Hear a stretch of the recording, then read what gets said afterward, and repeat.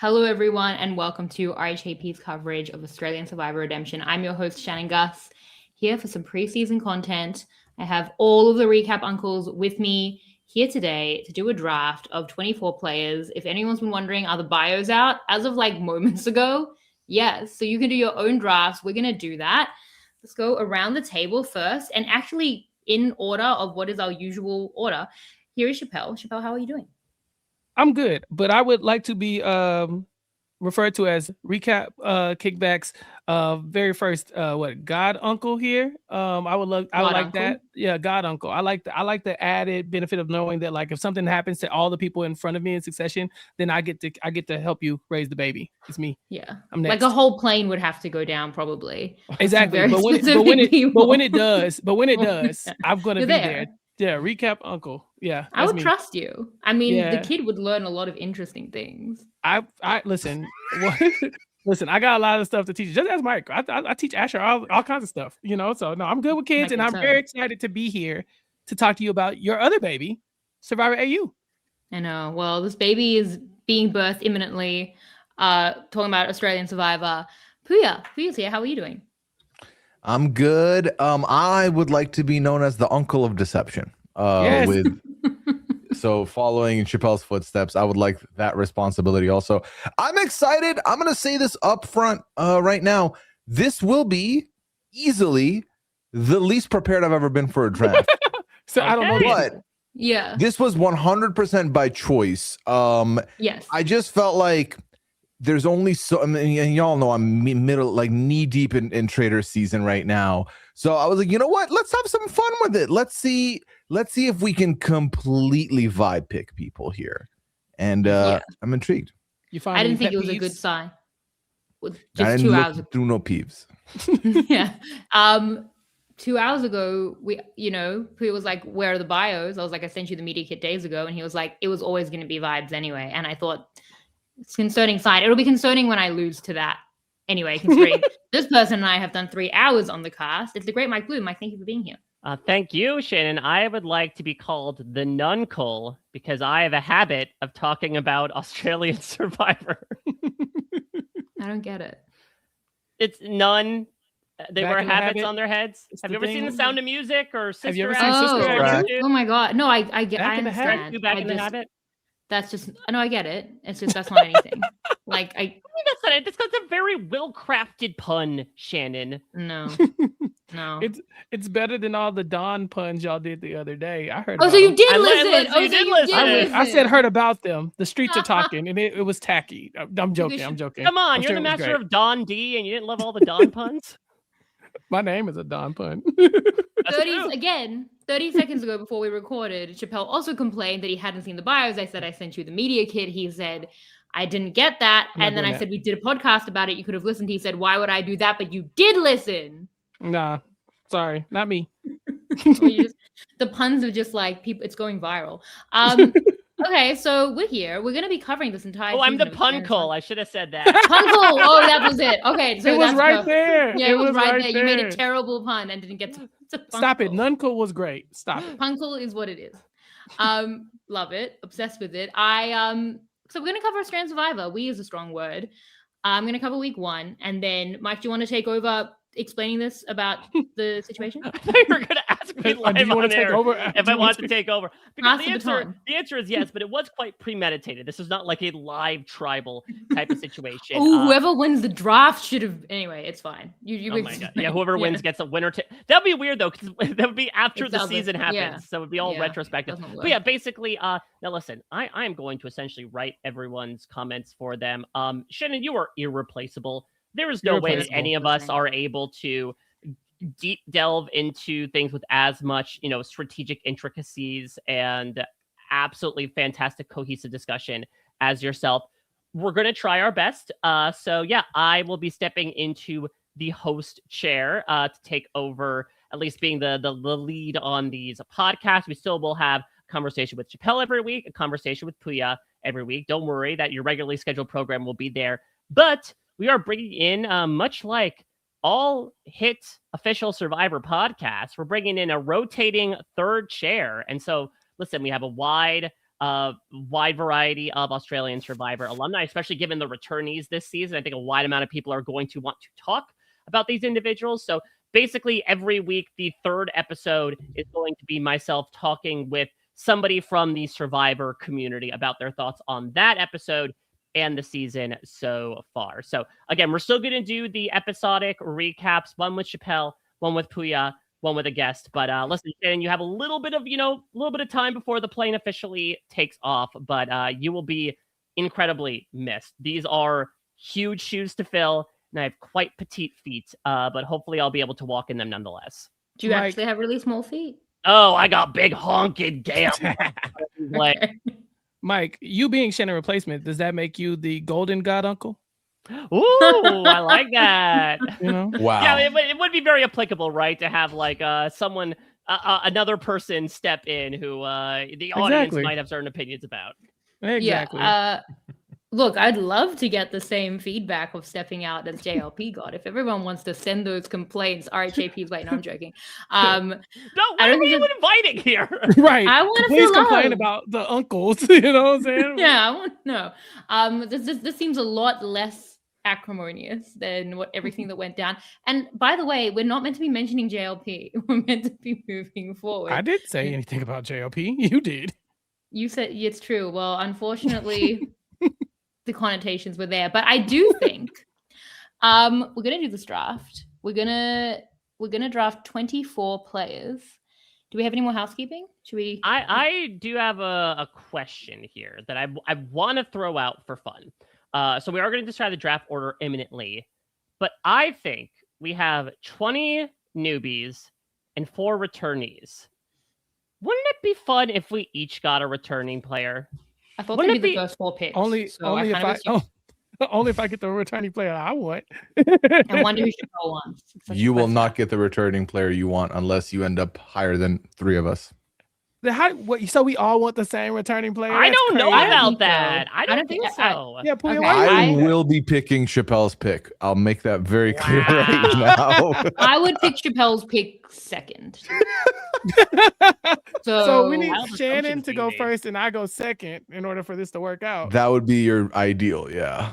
All right. I mean, were we going to take the returnees as the first 4 picks? I don't know. It depends, I think. Yeah, because Shannon, you were very high on like returnees doing well. I don't know. I could see it, but like I think there's a very good chance from a numbers perspective that a returning player is not going to win this season over actually winning this season. Right. The stats, I think, speak pretty well for returnees. I mean, okay, so I think we should just draft it. Do we think we should do a round of returnees and then get into the newbies? Doesn't that make it weird? Either that or save the round of returnees for the end. This was a lot to bring up on the podcast, Mike. This is something that you'll have to change when you become me. This is what the Punkle's all about. Spontaneous. Okay, I don't know. Pooya, do you have a decision on this? I've decided you will decide. No, I think here's my thing, right? Is I think ideally we each end up with 1, but in the event someone doesn't want to do that and wants to take like a blinder on like 2 blind items with 2 new people, I think that's also fine. That ends up being their choice completely. So I'm fine to run it where, do whatever you want. And then hey, listen, more returning for somebody else. You know what I mean? Yeah. Like somebody else might benefit from that. Shannon's gonna take all 4 returnees and then 2 newbies. That's her team. I will say, Pooya, it wouldn't be as blind an item had you read the media kit. It was all there. So let's just draft. I've skimmed like 2/3 of it as of the last 9 minutes. Yeah. The last 9 minutes that we've been on this call. I at least have to learn the names. It'd be weird if I didn't know the names. I'm gonna have the names up. Dude, you don't have to do that. Mike, do you want to spin the wheel? Sure. So you. I thought you guys would fight that I should be last because I lost the last draft. Well, I was gonna say we should bring up the canon of you losing to 3 people in one draft. 3 against 1 is crazy. I mean, it was very applicable, right? That you all, Australia had home field advantage in the draft in the season, lost in both counts. It was an embarrassment for everyone, including me. Go America, USA. Perfect time to really espouse that argument, Chappell. It's the Olympics, right? Yeah. Right? I'm okay with the year of maternity leave I'm about to get, but thank you so much. Very specific comment. So do you think I should go last? I thought you guys would fight for this. We're just gonna do the wheel. I think we should just do the wheel. I Do mean, the wheel. it was a Very very gracious. unorthodox draft. It Very was three gracious. of us versus one of you. I think we could set a precedent now moving forward that the winner sets the order now that it's actually 4 people drafting instead of homunculus blob of 3 handsome men and versus Shannon. Homunculus.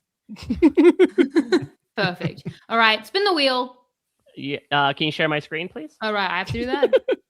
All right, Spin the here we wheel. go. Click this a few times.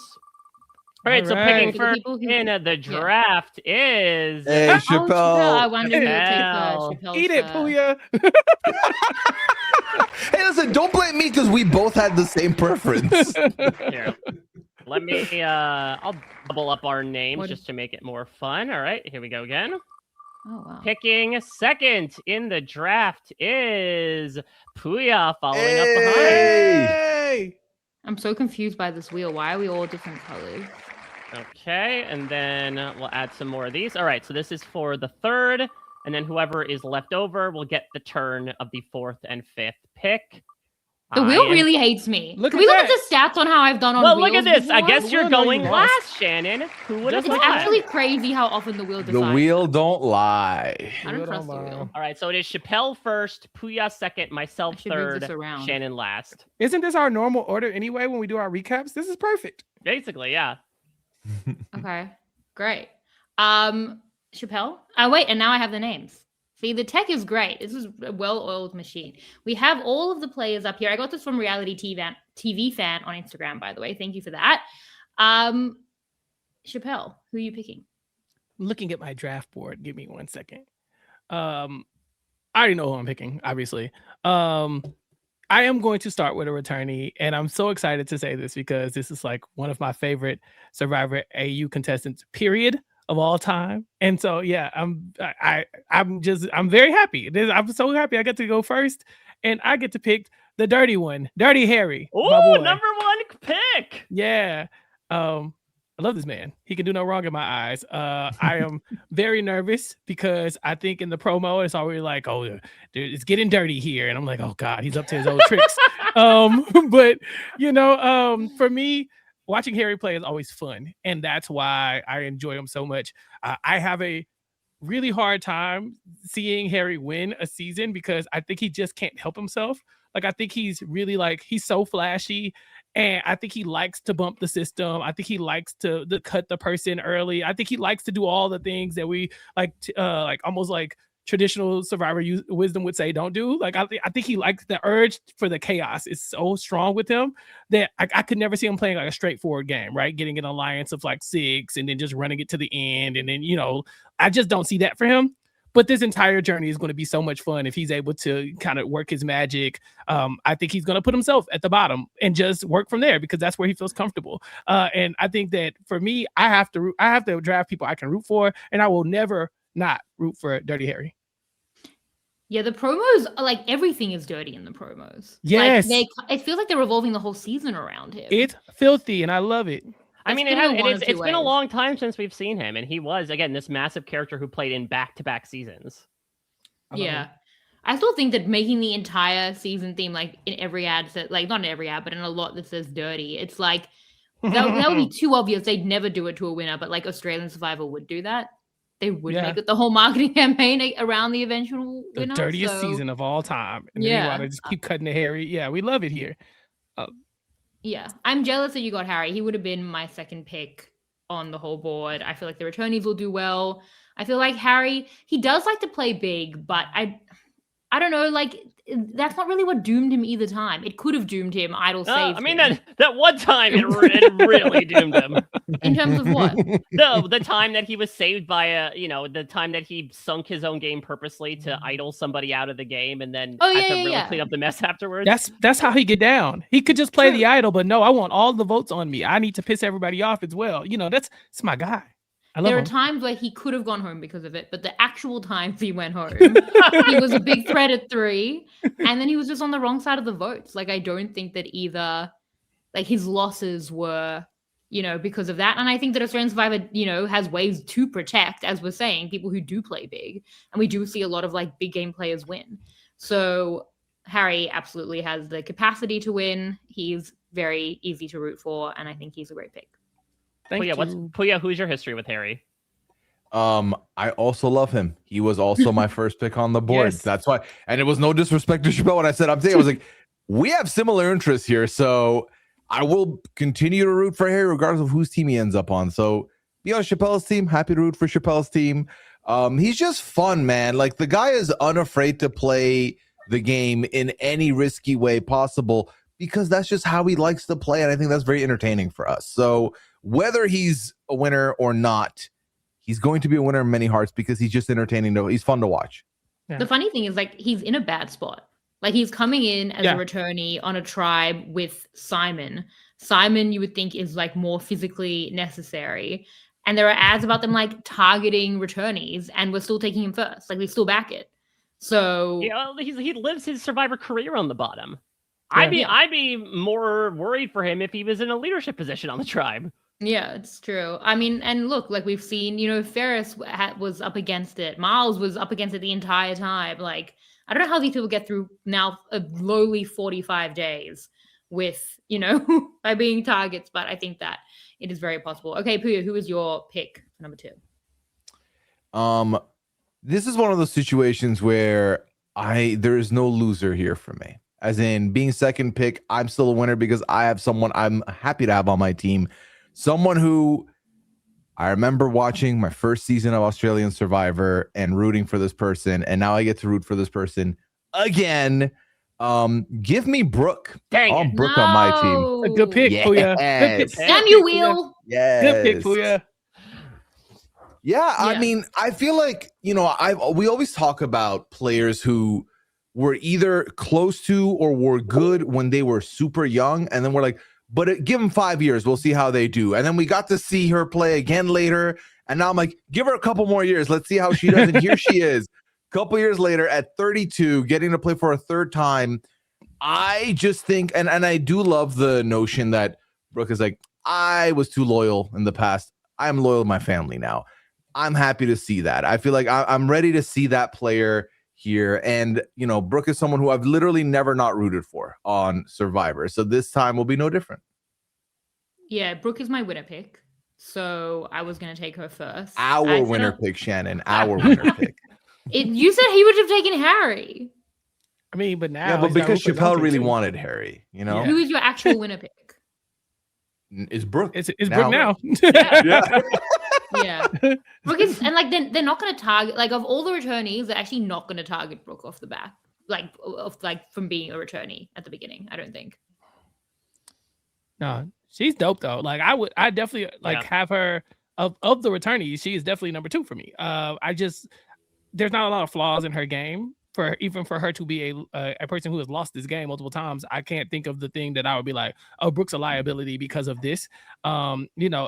Especially how athletic this season is. Like if I can't see you winning the final endurance challenge or a couple of challenges leading up to that, then I don't see how you win the game anymore. And quite frankly, I find it's going to be very hard to beat Brooke at anything, so good luck to these people. Yeah, it's really interesting to see Brooke back. I think that she has always done well. And actually in like the pattern of going from 7th to 4th, if she now won, that would be exactly perfect. And then next, Mike, -2. Would you have taken her next, Mike? Yes, absolutely. 100% I would have. Yeah. This was the because I think, spoiler alert, I think that those are maybe the only 2 returnees who can actually win this season. Ooh. Okay. Well, I think I'm about to get a pick on my one. Well, I'm about to say, let's see when Shannon picks Simon next. No, I go next. Mike's go. Oh yeah. Sorry, Shannon. That's my thing. That's the rub. Is that I'm a bitch who succumbs to peer pressure here, and I do want a returning player on my team, but I will say between Simon and Mark, I don't necessarily see the winning game as much as I do for Harry and especially Brooke. But that being said, there is one person who I feel stands a much better chance of getting voted out pre-merge due to perceptions and skill set than the other. And as we know in Australian Survivor, again, it's 45 days long. Sometimes you just need to like make it a good way into the game, and then you can really take off. I mean, who is going to take Simon out in the pre-merge? Not only is this man stacked AF and incredibly skilled in challenges, his reputation is, as he touts himself in his own bio, the worst player in Australian Survivor history. Again, I do not think he is in any stretch of the imagination. But this is someone who has built up a perception of being, for lack of a better term, a himbo. Of like, hey, I got duped by a thing on a jar. I got voted out by my closest ally with 2 idols in my pocket. That to me sounds a lot more appealing for someone to work with than an incredibly adept, smart diplomat. And so I think Simon is someone who can endear himself a lot to the other players as someone that they would want to work with. And listen, maybe it's just me, following the words of what a lot of Survivor 50 players told me, but like, I do believe him when he said that he's understood the follies of some of his games, the many, many follies, and he's ready to play something different. I do think if Simon has a crack at the end game, he will do things considerably differently than especially heroes versus villains. And if he does it, we have another delightful season. And unfortunately, as we mentioned on our cast, I don't want this to come at the fan backlash against Simon, but he is so much fun to watch. And so I'm going with the Chappell principle here of I want to see Simon succeed on this season. So I'm going to manifest it by putting him on my team. There you go. Yeah. I feel like with Simon, it's like, when like a really smart person does a test and you just make like a dumb mistake. Like that can happen to anyone, right? And it's like Simon's done that a few times. So is it like he just happened to make dumb mistakes, which can happen to anyone? Or is he someone who will always do that? Like at what point is it a pattern where, because he's an intelligent guy, but my question with Simon is always like, I think he's just like so excited. Like the cookie idol is just pure excitement. He's like, I found an idol, and he just like rushes past. He needs to check his work a little bit more. You know what I mean? So is that like a flaw that can't be fixed? Like, is he always going to get really excited and then do something kind of without thinking? Or does he have the skills to not do that? And this is that time. And I don't know yet with Simon. Like I'm 50-50 on which one it is. Because I think he has the skills. I've been leaning the other direction. I've been leaning toward like Simon is, like you said, so excited to be out there. And he is a gamer disguised as a very physical person. Like he is physical, but like that's a gamer, like a gamer nerd inside of there, right? He's just like nerd, yeah. He's the super fan, right? That we unleash onto the island and then the Big Brother house and then all these other games, and they get really excited, and then they just start doing the wild shit, and you're like, "Whoa, my god!"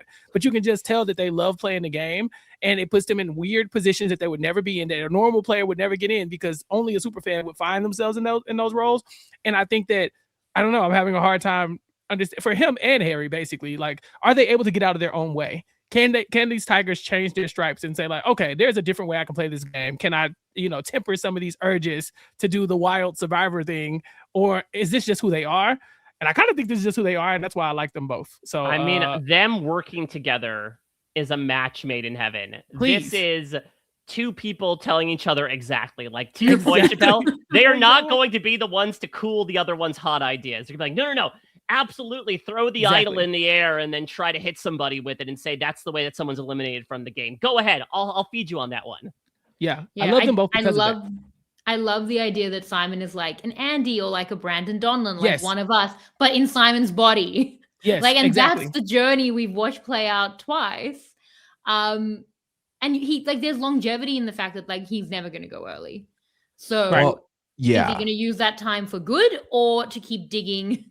Is he digging up or down? Like, that's the question. Something that I always want to put in the pro column when we have a returnee on Survivor or any of these shows is, if you've gone out in the ways Simon has, you've literally faced the worst case scenarios. Yeah, which means you are playing, you're borrowed, they say you're playing with house money at this point. Like, there is not a worse way he can go out. Going out with 2 idols in your pocket, that's like the worst it can get. So you have nothing to lose. I don't think that's Simon's worst it got. Like, I think went on with 2 idols and it did get worse. So Simon he's about to invent something we can't even conceive of. Yeah, it was more that was more so the like, quick yet shocking death versus like the slow agonizing death that was the entirety of the heroes versus villains post-merge when he was just left out of every single vote. But I think you bring up a really good point, Pooya, that like Simon, I would say of the 4 returnees is maybe the most who satisfies that like redemption mindset.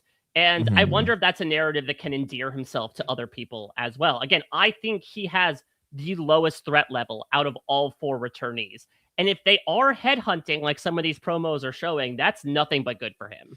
Yeah, I mean, look, I will say if Brooke's going from 7 to 4 to maybe 1, Simon's trajectory, I will say, getting voted out with 2 idols, that already existed, right? That had been invented. He did something that had happened to multiple Don't take that away from him. Like, you're no, old, but then that, still you weren't iconic. No, but of course, but then he invented something totally new. Like the cookie idol, that was its own completely different thing. And if that's the trajectory, God only knows what the season will consist of. In saying that, like, I think Simon is the most endearing person. I truly love him. You got to wonder though, like, as someone who says he was, inventing, like, doing ORGs and LRGs before he went out there to try and test the competition, he's not coming to chill. Like, he's absolutely leaning into the impulses as much as he ever has. And maybe this time they'll work. But I probably would have taken Simon 4th. Like as the 4th returnee and even 4th player. I feel good about returnees. I think Simon can do it. But I also see how maybe he can't. Like I also see how that might be a false pretense. So it'll be fun to watch regardless. Exactly. As always with Simon. Okay, I'll have my double pick now on my snake draft. I'll take Mark. Yeah, I mean I was gonna take Mark 3rd. Okay. I think Mark's a really good pick. Like I think, and I think as well with Mark, like Mark's a better player than a lot of the game he got to have in Titans v Rebels. There were definitely flashes of it. There were some things he'd probably fix. We kind of talked about this in terms of like his loyalties or, the camps that he chose. We saw, the way he could unite people as a diplomat was genuinely crazy to see how those soft skills translated.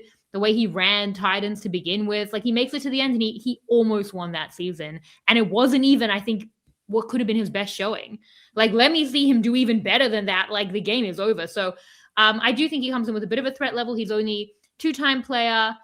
He comes across as schemy. People kind of know it. But he's also super likable. And I think they might value the expertise. If he can get through that kind of beginning part of the game, ironically, the opposite of what it was like last time, I think he's got a really good run in him. And I think he's a great pick. So I'm very happy with this. Yeah, that was the only reason why Mark was 4th on my returning player ranking list is because I think if there were, again, this Edge of Extinction-esque, like, newbies gunning for the returnees immediately, I think he would be first on the hit list.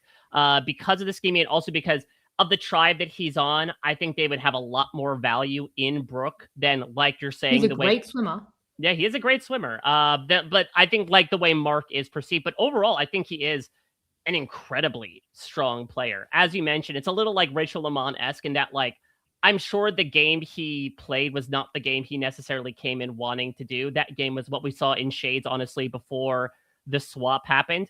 But this was a guy who was trying to be as flexible as possible in like the, intense yoga session that was the Titans versus Rebels post-merge where everyone was jumping over to every other position.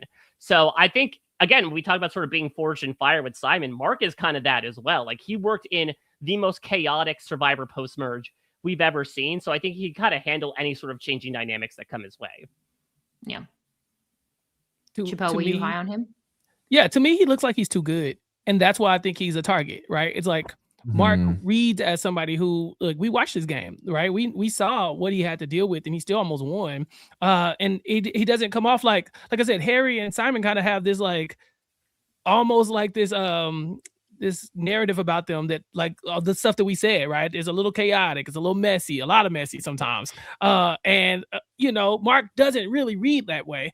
I would be so threatened by Mark. He would be like people like me, the completely ego driven people are like, oh no, you got to go. Like, I can see the sparkly person in him, Shannon, and I've seen him play. So like, no, you can't get anywhere near the end. And I think that's why Mike is saying that if anybody's going to go pre-merge, it's Mark, because you wouldn't want somebody like him to kind of get their footing in the game. Whereas with Harry and Simon, it just looks like a little bit more fun to play with them. Like it might be crazy, but at least you're going to have a good time. But yeah, I think that's fair. The other thing that worries me for Mark is that there's only 4 returnees, and he is the most recent one. Yeah. I think usually recency bias does play a role. I feel like, you're able to look back at someone else's game that was like 7 seasons ago with a lot more of a positive or nostalgia glass than you will someone who literally was like, one immunity away from potentially winning the whole season. Like, I think you're going to remember that a lot more vividly. And y'all know me, it's my favorite season of all time. So it would be fresh in my mind if I was there. I'd be like, no. I remember what you tried to do at the very end. You really he turned on every cylinder to try and, get Ferris out of there and really try and beat Ferris. It was ultimately for naught, but I think that Mark showed he's willing to throw anything at the wall at that point to win. He's in a corner. He's not going to go quietly. He's in the clutches of defeat. He's going to try and wrangle out of that at least one last time. So Mark to me is a very dangerous player on a second time. And if he's dangerous to me, I have to imagine, again, recency bias being what? There's been only one other season in between these 2 seasons. So I have to imagine a lot of people are going to be familiar with him going into this.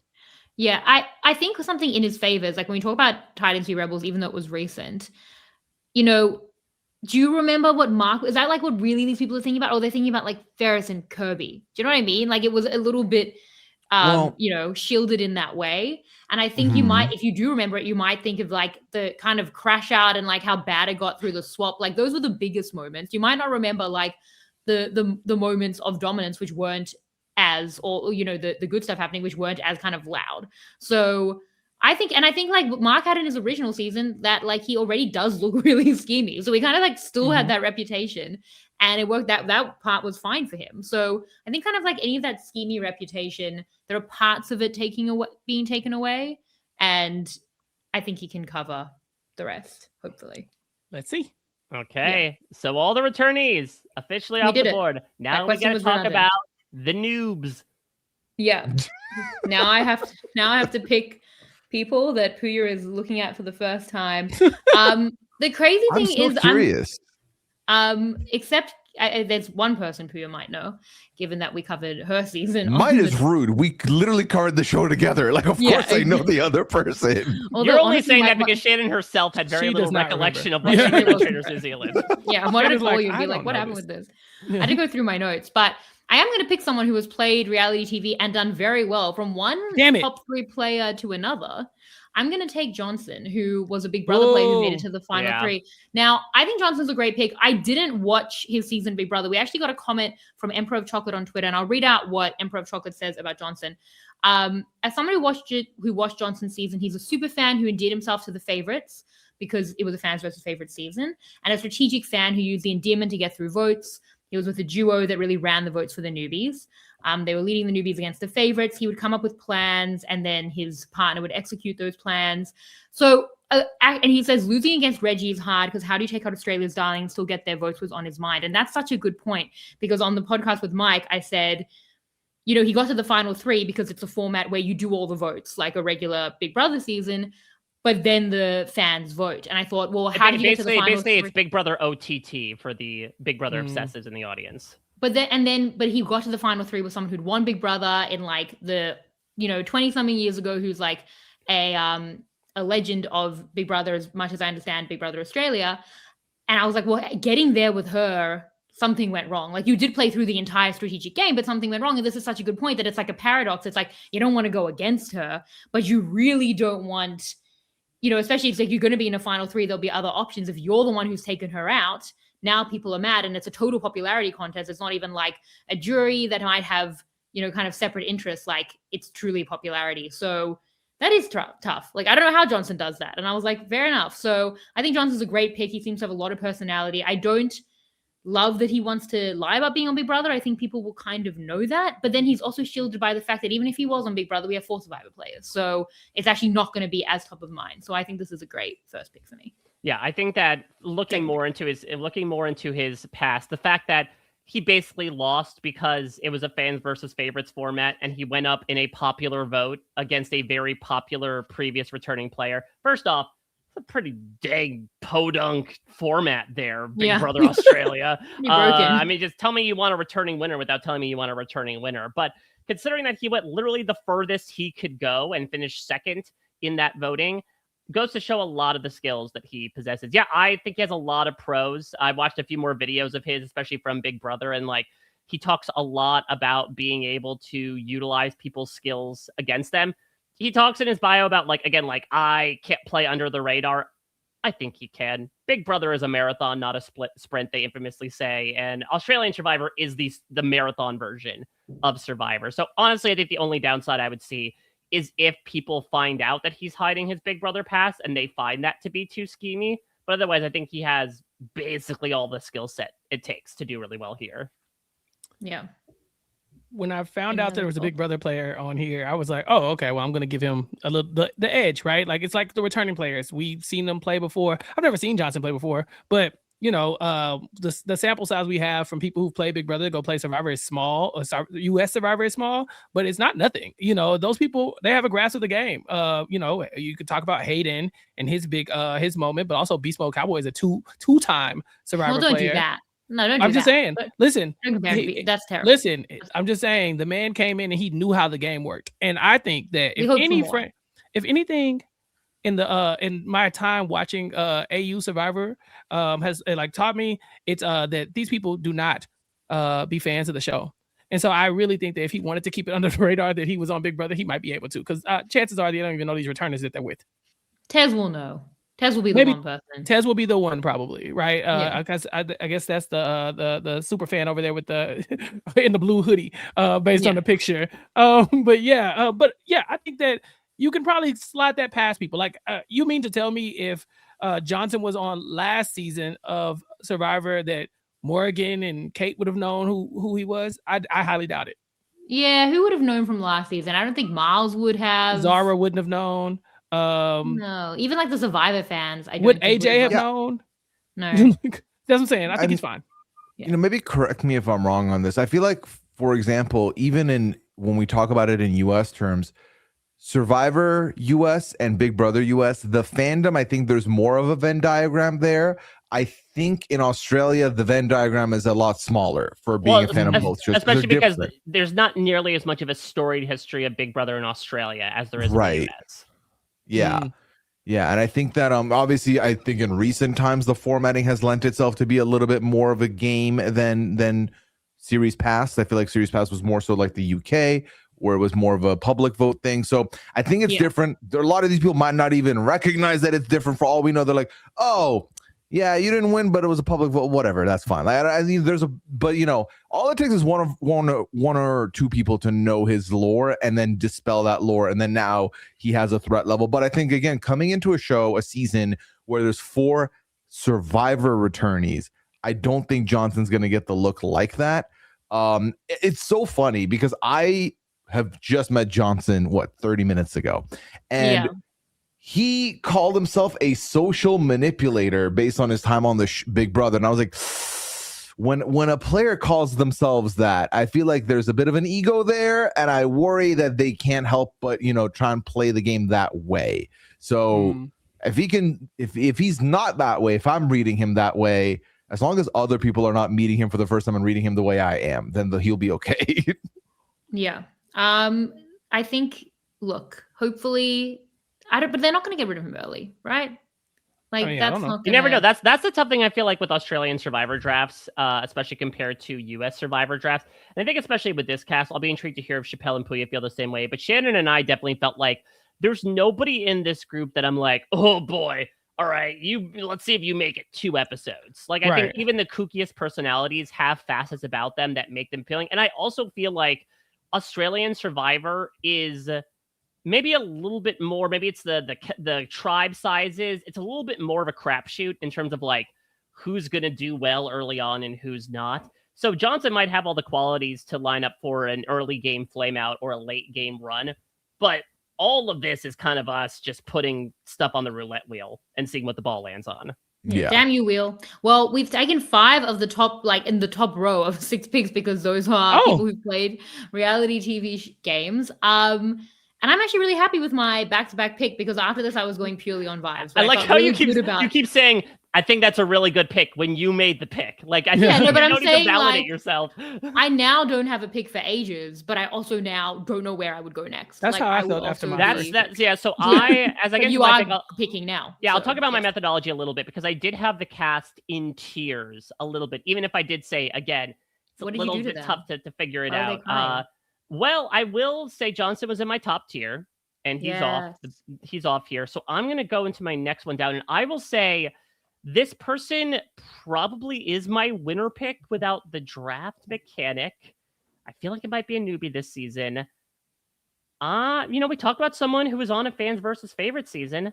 Let's go with the person who shares a name with a standout character from fans versus favorites. I'm going to go with Eliza. Look around. Oh man, come on! Okay. Really? Okay, Mike, you snapped with that one because let me tell you, she was my pick. Yes, It's there we crazy. go. Yeah. So that's Pooya gonna landed feel on good. her with like 30 minutes of prep. And I definitely had her She coming makes up that too. good. That makes that good first impression. She Yeah, I stood think. out in the thing. Yeah, for Yeah. me, it honestly is like checking all the boxes. And look, is that going to compare to when her feet hit the sand? Maybe not. But the fact that she has the bush background and states many times she's not afraid to like get her hands dirty and has made fires and such. The fact that she is an endurance athlete and incredibly physically Yep. capable of taking on these torturous challenges, and the fact that she is a writer is such a valuable skill set to have. Survivor AU's marketing is dictated on characters, on narratives. I would say arguably more so than US Survivor. People give each other nicknames all the time and sometimes use those nicknames and those stories to target other people. The ability to weaponize those narratives is an incredibly powerful tool to be able to have. And I think Eliza's able to do it. Now, I think her personality, I've seen some of the stuff that she's done, on social media, that she does have this like very cheerful personality too, which I also think helps maybe obfuscate some of that. So I think, again, we'll see what the whole is, but the sum of the parts I'm really liking from Eliza. Yeah, she's a good pick. Yeah, you snapped. She was high Great up on pick. my draft board for sure. Because to me, like first of all, the moment you say endurance athlete, you have my attention because that's such a They're big all part of endurance this game. athletes. They're not all endurance athletes, and we'll get to them in a We're second. in Australia. Trust me, I have a couple of them where I'm going to be like, now exactly what are you going to do? But I think that a large part of the game is how do I get to the very end, and it's those late stage challenges. It's those reasons why George will never win a season because they can always count on if I could just beat him at the last second, then I don't have to go up against him in a jury vote. And you plan for people like that. We saw AJ kind of in that spot where it was like if AJ gets to the end, he might win, but like, how is AJ going to beat Miles, and how is he going to beat, how is he going to beat them when it comes down to the endurance part? And Caitlin, so like I think, and then we started looking at the threats as the endurance people very early on. We're like, can Kate do it? Oh my God, Zara's pretty good at endurance. Like we start, Logan's good at endurance. Like we start really looking at that as some of the things that really become like the equalizer for a lot of the gameplay later on. And so, when I saw that on top of, all the things that Mike said, I definitely thought like, oh, okay, Eliza might be a really good pick. Yeah. There was something empowering just reading everything there was about her. And like, for me, the thing that stuck out, and I'll tell you this very honestly, the thing that solidified her as my pick, in the event, and I tell you this much, in the event that I didn't get Harry or Brooke, she would have been picked for me. So if I was third pick, she was going that early. Yeah. Wow. You almost got her. History remembers the winners, and I didn't come here to be a footnote. I was like, okay, tell me a speech because I will be there. I will be there. Please be at Final Tribal because I think you're going to nail it. I am very, very hopeful. And here's the thing. I've not seen a shred of video. I have no idea what she sounds like, what kind of energy she don't have any like that. I know. So this draft is especially blind item compared to some of the other ones we've experienced before. So for all I know, we get a first confessional or two, and I'm like, maybe Eliza's going to come off too strong. Who knows? But on paper, the paper's flames. I'm loving the paper. And we know that she's good on paper. Mm-hmm. Yeah. Well, as you're saying, like challenges tick. Final Tribal Council tick. She seems really intelligent. Tick. She listens to our podcast. Exactly. That's bad. Survivor super duper fan, I think is a I would say a pretty big tick. I know that you sometimes fear about like, okay, are the big super fans going to be targeted? But I don't know. I feel like they've seeded so much throughout Australian Survivor as of late that it's more of an asset than a liability. No, I'm joking. We love the people who listen to our podcast. I'm just thinking if she's following our advice, it's probably not great. But We don't give advice. I do. Shannon all the gives time. advice. Literally constantly. That's why I'm here to do. No, Eliza's amazing. She's as great as her name, and she would have been a top pick for me as well. Probably around the next couple of picks. So Mike snapped. Pooya, who's your pick now? See, I have a pick that I was looking at early doors, but I'm going to gamble and hope that I can get that pick on the backswing. We'll see. Only person that stands between me and my dreams is Chappell, so we'll see. As always. I'm going to go with someone who I'm sorry, but if you have an alter ego named Swindle, I want to swindle you in the draft. So I want It's a Lindell. gamble. Lyndall Swindle. That was another top tier pick for me. Lyndall Yes. Holland. I love that. Yeah, What? Lyndall Holland is ridiculous. I just realized what you said. I don't get it still. What's happening? She's Lyndall. What do you mean? When Oh, Lyndall? God. Lyndall? When we Oh. stand, the stand Shannon, community put down uses the name mic. people. Right? Yeah. Okay. You're gonna erase No more about Lyndall's name. It's clearly it was too complicated for me at this time in my life. All right, everything to do with her name. Yeah, someone who clearly talks about wanting to, work on, like has the social game on lock, talking about how they can build rapport with clients quickly. I like that. But then it was the other stuff I learned about her. Learning that she's a poker player, I was like, okay, I'm here for it. So I also do like when, and we're kind of watching this firsthand with the Traders US right now with Rob Roush. And I've talked about this on the podcast quite a bit, is if you are someone who recognizes how others are going to see you and you can actively put your finger on the pulse of that and play to that, lean into that, your power is so much stronger than what they're giving you credit for.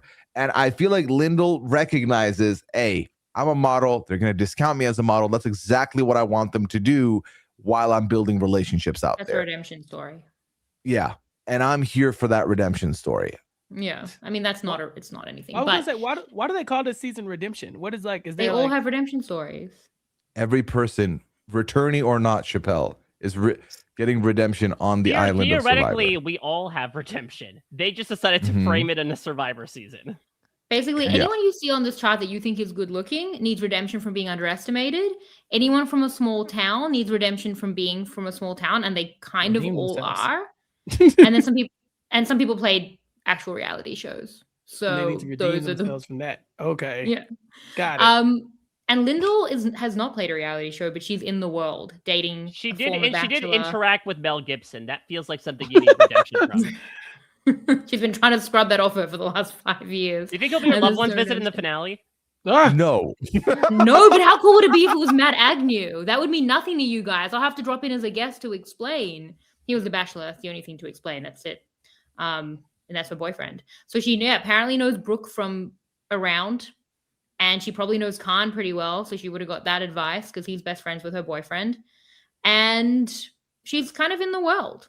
And I could definitely we see these like kinds of players do very well on Australian Survivor. Parabolic women, I think she'll do very well. And I think, yeah, especially, it's not even, obviously we'll talk about someone who has casino experience, but like the fact that she did play poker is great because she's able to hide those skills a bit of observation and tactics behind, again, oh, I'm just a model. This is not a Jackie Glazier, oh, I'm a Rubik's Cube champion. Like, she has a cover that she could very easily use that, as Pooya mentioned, has had a storied history in Australian Survivor seasons past. I think the only sticky point I had is I don't know physically what her skill set is, but that doesn't need to be the end all be all to do well in Survivor. Yeah. Yeah. cool. Yeah. Okay. Chappelle, do you want to steal Pooya's dreams? You've got 2 shots at it. Well, I was just Did I happy say Pooya didn't dreams? I may have steal. been over exaggerating. No. He just met these people. No one's a dream. Right. Yeah, it's been 40 minutes. Liza so- was. Mike I already was- finished that. Yeah. I was very excited because I thought Pooya was gonna pick who I wanted, and he did not. So I was more concerned about me and my pick here, Paula. The other casino employee. Right. The other end Well, of the table. Well, I saw that she had basically tried to get on the show a while back, and I feel like her story is actually about redemption. You know, she missed out on her opportunity, and so now she's going to seize the moment this time. She's been waiting for it for years to come back. So I know she's a fan of the show, which I always love. And so like I said, I probably would have went with Eliza probably before her, but Paula definitely was at the top half of my draft picks. Well, I'm kind of obsessed with these teams we're creating because Chappell currently has Harry and Paula, who I think were meant to probably be on the same season to begin with a few years back because Paula had the injury. Pooya has Brooke and Lyndall, who know each other in the real world. I have Mark and Johnson, two top 3 people. And Mike has Simon and Eliza. I'm struggling to find a connection between those two, but I'd love to because our teams are so cohesive. Yeah, I can't get a read on Paula. Much like it is her job to get a read. I can't do it back. Like I don't know if it like there's a lot there. Like she's a croupier, she's a vet. No, like that, and that all sounds confusing and then good. But I don't know. I couldn't get a read either way on her. We did get an answer because Shannon and I asked because she did competed in croupier competitions, and we were trying to figure out what does a croupier championship involve. And Tilly responded to us on Facebook saying a quote saying each competitor took turns dealing American roulette, commission baccarat, and blackjack, where they were judged on chip work, dealing skills, and guest service. So you didn't listen to the podcast. A croupier is a dealer. We all found this out 3 days ago. Like a casino, and then you can do competitions for it, and it has a like the Casino Olympics. Apparently, yeah. Damn. Yeah. I want to play. I'm just so intrigued as to how you judge based on guest service. Is it like the number of smiles you gave? What do you mean? Guest service is what we do all the time. How are you judging like an Uber? Yeah, there's 5-star. It's a 5-star rating, Americans? Mike. They go around the room. Everyone gets ratings. But I feel like chip work and dealing skills would be included in guest service. Like guest service feels ancillary to all that. I just want to see, do they get points for do they do the hand thing? They put it over the camera, you gotta show them that you. I've been to a lot of casinos. I have so many questions. No, I like this. I was just like her bio, right? She talks about how she can read body language, tones of voices. She's been trained at international customs. In my mind, she's been preparing for this, and so I wanted to pick somebody who I thought was prepared because again, I'm very weary of the people who go on this show who don't know anything about the game, and so I'm really trying to make sure I find people who are fans of the game, or they can have demonstrated some type of okay, they at least know their skills for why they will do good at the game. And I thought Paula stood out. That's a really good point, that I think that she is someone who has adequately, been able to come up with a great skill set for this inherently. And granted, we'll see how that bears out, but I think that's going to do well for her initially, where she probably is less prone to making some of those quote unquote rookie mistakes, having had a history of not only watching the show, but again, 7 years ago, preparing for the show as well. She sort of knew the mindset that she had to get into. And if she joins up with Harry, that could be a fun connection point for the two of them as well. Yeah. My only, and Chappell, you brought up that you were concerned I was going to pick her. She was on she was higher on my list of what I've seen. But the one thing that I worried for with her is the exact opposite of what I'm feeling good about with Simon. The point I brought up, which is with Simon, he's playing with house money. He's gotten him play twice, gone out in brutal fashion. So it's only there's not a lot of worry there. With her, I can't imagine how it feels to have been so close to get your dream here that 7 years ago, then have to not be able to do it because of surgery, not know if you can get your chance again. 7 years later, you get your chance. Are you going to be a little too precious with the chance? Are you going to be a little too, not scared, but playing a little too close to the chest because you don't want to, you want to you know what I mean? You're not going to be too balls to the wall because you're this is my 8 Mile. This is my one moment. I can't mess this up. And then does that end up being a problem? Or it ends up being a very calculated decision and it works out a lot better for all we know. But we also argue that alternates do well. Yeah, especially recently, right? We've seen a few alternates come in and really make names for themselves. That's a good point. I mean, to be fair, I guess she was not an alternate. Someone else was probably an alternate for her. And I also did some thinking about if she was on Champions versus Contenders, we assume she would be one of the contender women, but she is a croupier champion. She would probably be on the Champions tribe, no? That would be pretty thin. I mean, no offense to Paula, who Pooya just met, Whoa. but Janine, Alice. I mean, Ian name the rest. Miranda and Paula. I mean, name the rest. I mean, they put Sean Hampson on the contenders tribe, then words are basically meaningless at this point. Yeah. I mean, that is true. I mean, like Abby Holmes is like, these are famous people, I think. Paula's not famous. Pooya barely knows her. I definitely didn't even know the sport existed. So, yeah. It's not a sport. Just because you compete in it doesn't make it a sport. So what is it? It's a game? Yeah, it's a competition. I mean, it's not even a game. It's dealing cards. It's do your job. It's the service industry. Yeah. It's a pretty loose. It's less of a game than this draft is. Yeah, certainly. Yeah. It's a sport to me. Well, and that's why you're not Australian. Chappell, Exactly. who is your third pick? This is hard.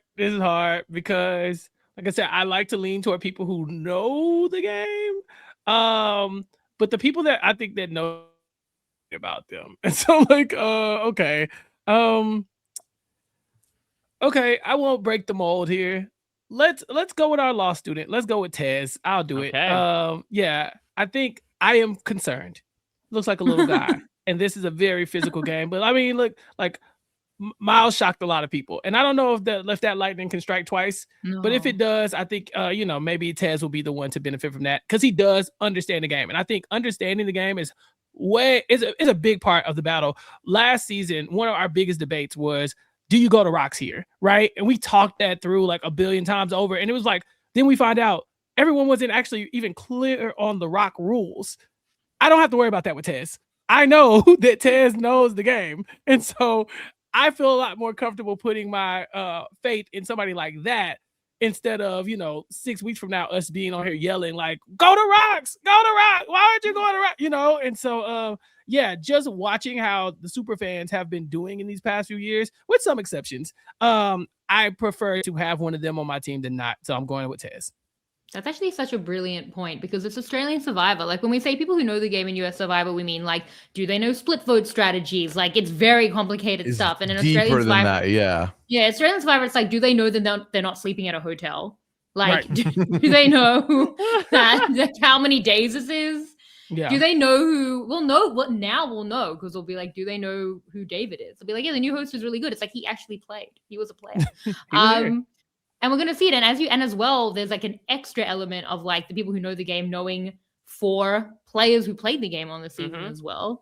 Yeah, do people know rocks? It's a consideration in Australian Survivor, and it's a very, very fair point in terms of picking Tez. I don't know. I don't necessarily see him paying like the Miles invoice of like, here's the skinnier, brainier guy. We gotta get rid of him early. Like, I think Tez can really endear himself. He's not there's a group of people that are very young on this season in their early 20s, but like, I think Tez can endear himself if he wants to play up that angle of like, hey, I'm just this like young kid, this law student, like teach me the ways of life, teach me the ways of Survivor. I could see Tez be one of the most likely people to work with the returnees. Because I think he would genuinely want to like geek out with them about past Australian Survivor moments, and B, because I think he realizes they could be very good shields for him. And I think that could keep him well protected, especially if Brooke and Mark have any power in their tribe. And then he is one of these people that they shouldn't let get into the post-merge because I think he's someone who could be very dangerous. And he's a law student. He's trying to build a career in formulating arguments and making, logical fallacies crumble at his fingertips. So I do think that is there a chance that Tez gets targeted immediately for like, oh, he's too shisty, he's too schemy, he's looking for idols immediately? Yeah, but I also don't think Tez is Miles, straight up. Well, yeah. And Miles still won even with that, okay? So anything's possible. Pooya, have you met Tez? Have you met Tez? Yeah. Have you met Tez? I have met Tez. Have you met Tez? Yeah. Yeah, I mean, for me, the only concern I had was literally the fact that I was like, Tez really likes this game, and that always concerns me, especially when we're not in new era Survivor where, okay, well, everyone loves this game, so like that's fine. So my concern was there, and early game physical challenges, like concerns are there for sure, but I'm not mad at this pick. I think, again, ultimately, as fans of the show, we want to support other fans of the show. So Chappell can't go wrong by putting Tez on his team. Yeah, I think it's less true in this modern Australian Survivor era, but like, man, is no one meaner to people who just love Australian Survivor than people who have also selected to be on Australian Survivor. Like, they really, like, there's a self-loathing there that is possibly manifesting, but I think maybe less so here. Like, I think people are here to kind of scheme in this season. And I think his strength, as he talks about it, is his social game, right? And I don't think Miles would say his social ability is his strength by any stretch of imagination, right? No, he actively says it's not often. Exactly. And I think Tez, being a student of the game, he says the social thing is the easy part for him. Yeah. He had to learn the strategy, and a lot of them are not going to have the same grasp that he has. And so, like, you know, maybe we get like shades of AJ from him, whereas like from the show, we got this calculated, almost like computer-esque AJ. But everybody who you talk to about AJ is like, no, AJ is the nicest, kindest person in the world. I love him. He's a social butterfly, and everybody loves AJ. And it's hard to, you know, like, we didn't see any of that on the show. Well, we saw like alliances, but we were like, why do they keep letting them get away with it? It's because they love that man. And I think that maybe Tez can have some of that. So my fingers are crossed, and I'm rooting for him. I'm always rooting for the super fans. Yeah, hard to be like the younger guy. Miles overcame it in ways, again, lightning would need to strike multiple times. Mike sees a little bit of like Riz God energy in Tez. I do. No one else on this cast sees that. Tez God. Yeah. Tez God is crazy. Yeah, and then like Riz God did fight against that, about that perception of being like the younger schemer. They don't love that person getting through. They don't love giving that person votes. Like, there are hurdles, but he does know what rocks is, you know? So he does. There are also some wins. So Pooya, was your person taken in the double? No. Okay. Person was not taken. And like, I'm very unsure about this pick. I will say every pick up until this point, I've been very confident about, including I'm still as of right now. And Shannon, I have nothing against your team, but I am firmly rooting for Chappell and Mike's teams because they picked people I wanted. So the person I'm picking, there's two reasons I'm picking them. Okay. One, I have shirt envy. Two, I am quite intrigued at this archetype and how well they can do on the show. And I'm feeling an energy from this person. I'm going with Jackson. Oh yeah, he was not in my top tier, but he was definitely in my next tier. I think Jackson has some potential here. Yeah, Jackson, the pro wrestler who, you know, abandons his psychological science degree to you know, enter the world of wrestling. So physically fit, a pick that I'm not worried about in the early game for the physical reasons of it all. But I do think that I like someone who is physically fit, but also is thinking about the other facets of the game to a certain amount. Socially, he talks about, you know, socially being aware, but then also I do like that he says strategically, I look like a big puppy dog. So someone that's going to lean into the golden retriever of it all, I'm very okay with that. Again, it all comes down to, is he correctly reading himself, or is he just saying the right things on paper?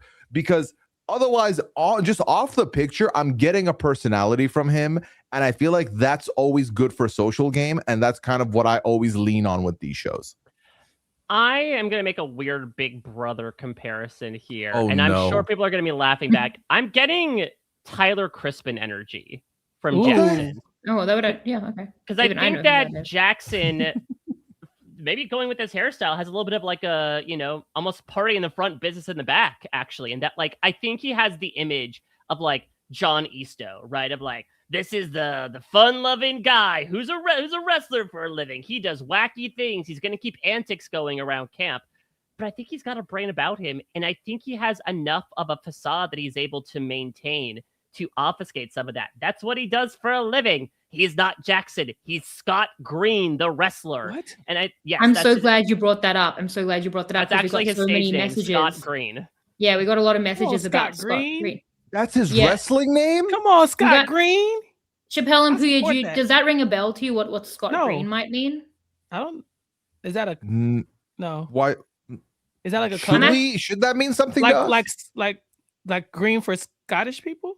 I'm actually a little surprised. I thought that of the panelists, maybe we'd get some more expertise here. It might be an Australian thing. It was certainly not me and Mike's jurisdiction, and I got many messages about this. Scott Green, who's Scott Green? Who's got? It's a weird thing.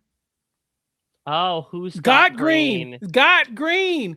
Oh, yeah. There's a song that I actually Jackson! know. Yeah, but it's not. It's certainly not front of mind, and it Well, really. Now wasn't I'm my even expertise. happier with my pick. I can't lie to you. Well, no wonder I wouldn't understand that reference. That's not my ministry. But what for Yes. me, Yes. I think my issue with Jackson is that his bio wasn't game forward at all. Like he barely mentioned Survivor. It's like, I'm a wrestler. I'm going to be a wrestler. And I dropped out to be a wrestler. That was my dream. And he's like, but I'm also I'm capable, right? He said I'm capable. But I was looking for people who were actually talking about what their strength in the game would be, as opposed to just like, I have good social skills. I'm also physical. Like, I think that for me, Tez God outlined, the things he was going to do. I cannot believe I said that. He was going to do in the game a lot better. Whereas like to me, Jackson has a knowledge of the game, but I don't know if he knows the game. And so that's why I didn't draft him. But 70% of Australian Survivor is wrestling, right? I mean, Also- a good portion for sure. I mean, Yeah. again, like Australian Survivor in particular, it's a lot about cutting promos. It's a lot. It's almost. It's kind of. Oh no, I meant narrative control in your own literally way. wresling. I wasn't talking about Like that. Oh, I physically mean, that's also wrestling. very true. No, Yeah. they're actually wrestling. But- Yeah, no, but but sure, storytelling is wrestling, of course, yes. His but also job just is Battle of the Big Boys. To physically me- Mhm. taking people. I mean, and also apparently the Scott Green song isn't even his intro song. So No, it's da da da da Yeah. da da da. so that wasn't Okay. his name. I still prefer Smaxon, by the way. I still think Smaxon, even knowing everything, I think Smaxon Smaxon is better. Jackson. Also, you can't say Tezgod without saying it as it's intended. The Tezgod. No, you have to do the Tezgod. whole Tezgod, moniker. baby. Yeah, do it the all. Man, the myth, the legend. Oh, the man. Tezgod. Okay, that's too much. Yeah, I won't be saying that. As far as Jackson is concerned, though, like I don't know. I'm not getting Tyler from him. I feel like Tyler was like somebody who was very openly like, I'm here to play Big Brother. And I feel like I didn't get that from Jackson. I got like, I'm a wrestler who is coming on Survivor. And so like I would just prefer the opposite. That's all. All right. Right. He wasn't a super high pick for me. He's one of the youngest people on the cast as well. I don't know if he comes across as super young, but I also don't know this man. It's the mustache. Right. Yeah. All right. Interesting pick. Mike, you're up. All right. So I said I had a top tier group of newbie Yes. players. There were 4 of them.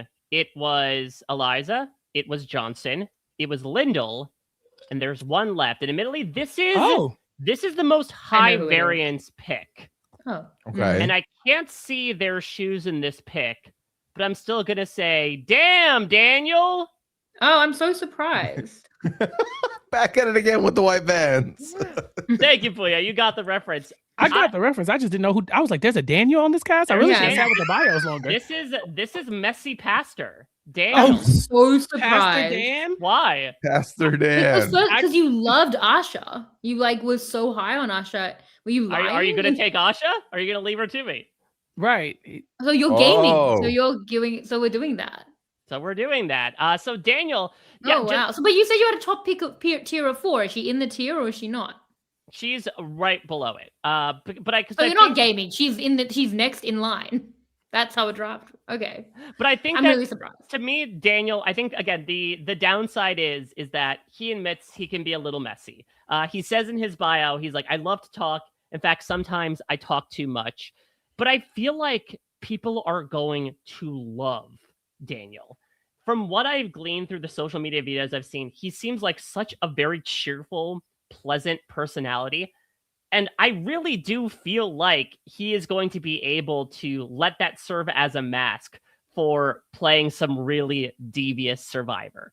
This is a Survivor superfan, and this is somebody who is coming in saying, yeah, I know what I do for my day job, but I'm putting the collar down and I am picking up a buff here. And I'm also looking at past precedent here. I'm looking at Werner from You have Survivor Werner South Africa. bubbles so badly. I'm like, looking at I don't Shan remember. from Survivor 41. Shannon. Mhm. The only passer who hasn't done well is what? Leslie from Survivor China. And I don't think Daniel is a Leslie from Survivor China. I think that he does have a very good skill set to talk with people, to converse with people, and to ultimately get them on his side. And I think if he is able to make some really good social inroads, which I think he's capable of doing, I think he could then easily convert that into some good strategic moves to have people saying some Hail Marys by the end of this. So so your description reads as someone, and you say you saw some things from him, that he's like a cheerful, joyful guy. See, off of the photo and the little bio that I read here, he screamed he's going to be the star of the first 5 episodes and like really fizzle out immediately. That's what I thought was going to happen. Wow. That's crazy that's what you got from the bio that you're reading like as we record, because there is an ad that I don't think you've seen where it's like he's really messy, and it really like does lend to what you just said. There you go. Yeah.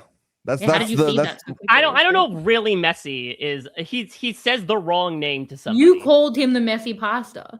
That's the label. He's basically Is that the spaghetti label? He didn't say really messy pastor. He said just messy. And listen, how many Australian Survivor players have we talked about who have done incredibly well, who are also incredibly messy? I mean, some of them are this very cast. If you want to talk about that. It's true, but I don't think that mess should be like a virtue we're striving for. I think we're trying to overcome our mess, right? No. I think mess is a sin that he can easily obfuscate in confessional.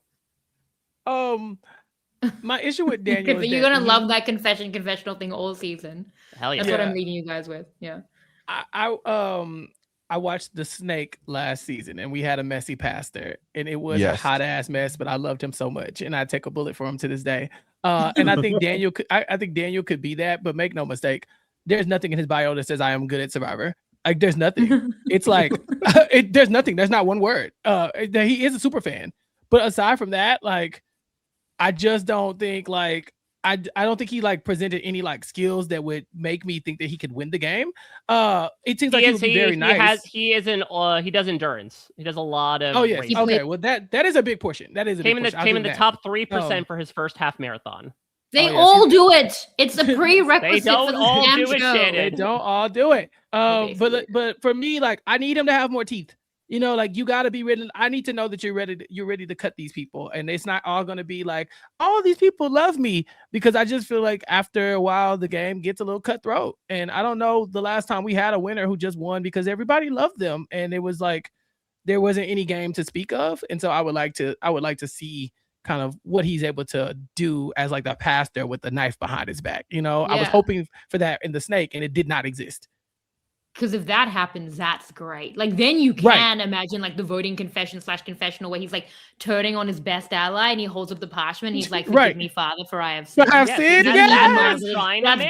Right now. That's what I need. I assume that's what people would say. But that's what I need, and that's not what the bio was giving. It's like I'm a bundle of joy. I was like, no, you're supposed to be like. We want Werner. Yeah, Mike has Werner on. Everyone's Werner. Werner was on like a crazy season. I know too. a man who lived a while back who they also doubted. And look what happened to him. Well, and we said that was his redemption story, right? Like the community. What is this pastor's redemption story? Is he like a fallen pastor? We don't know, and we're very keen to guess. Do you have any guesses? It was the I'm betting on the fact that people are going to be underestimating me in the game for being a pastor because pastors can't play. No, it's a non-answer. It's that maybe he has to redeem like Pastor Jacob from the Snake. Like he was so bad that he set pastors back. But you. Yeah, listen, Chappell, you were one of the 8 people that watched that show.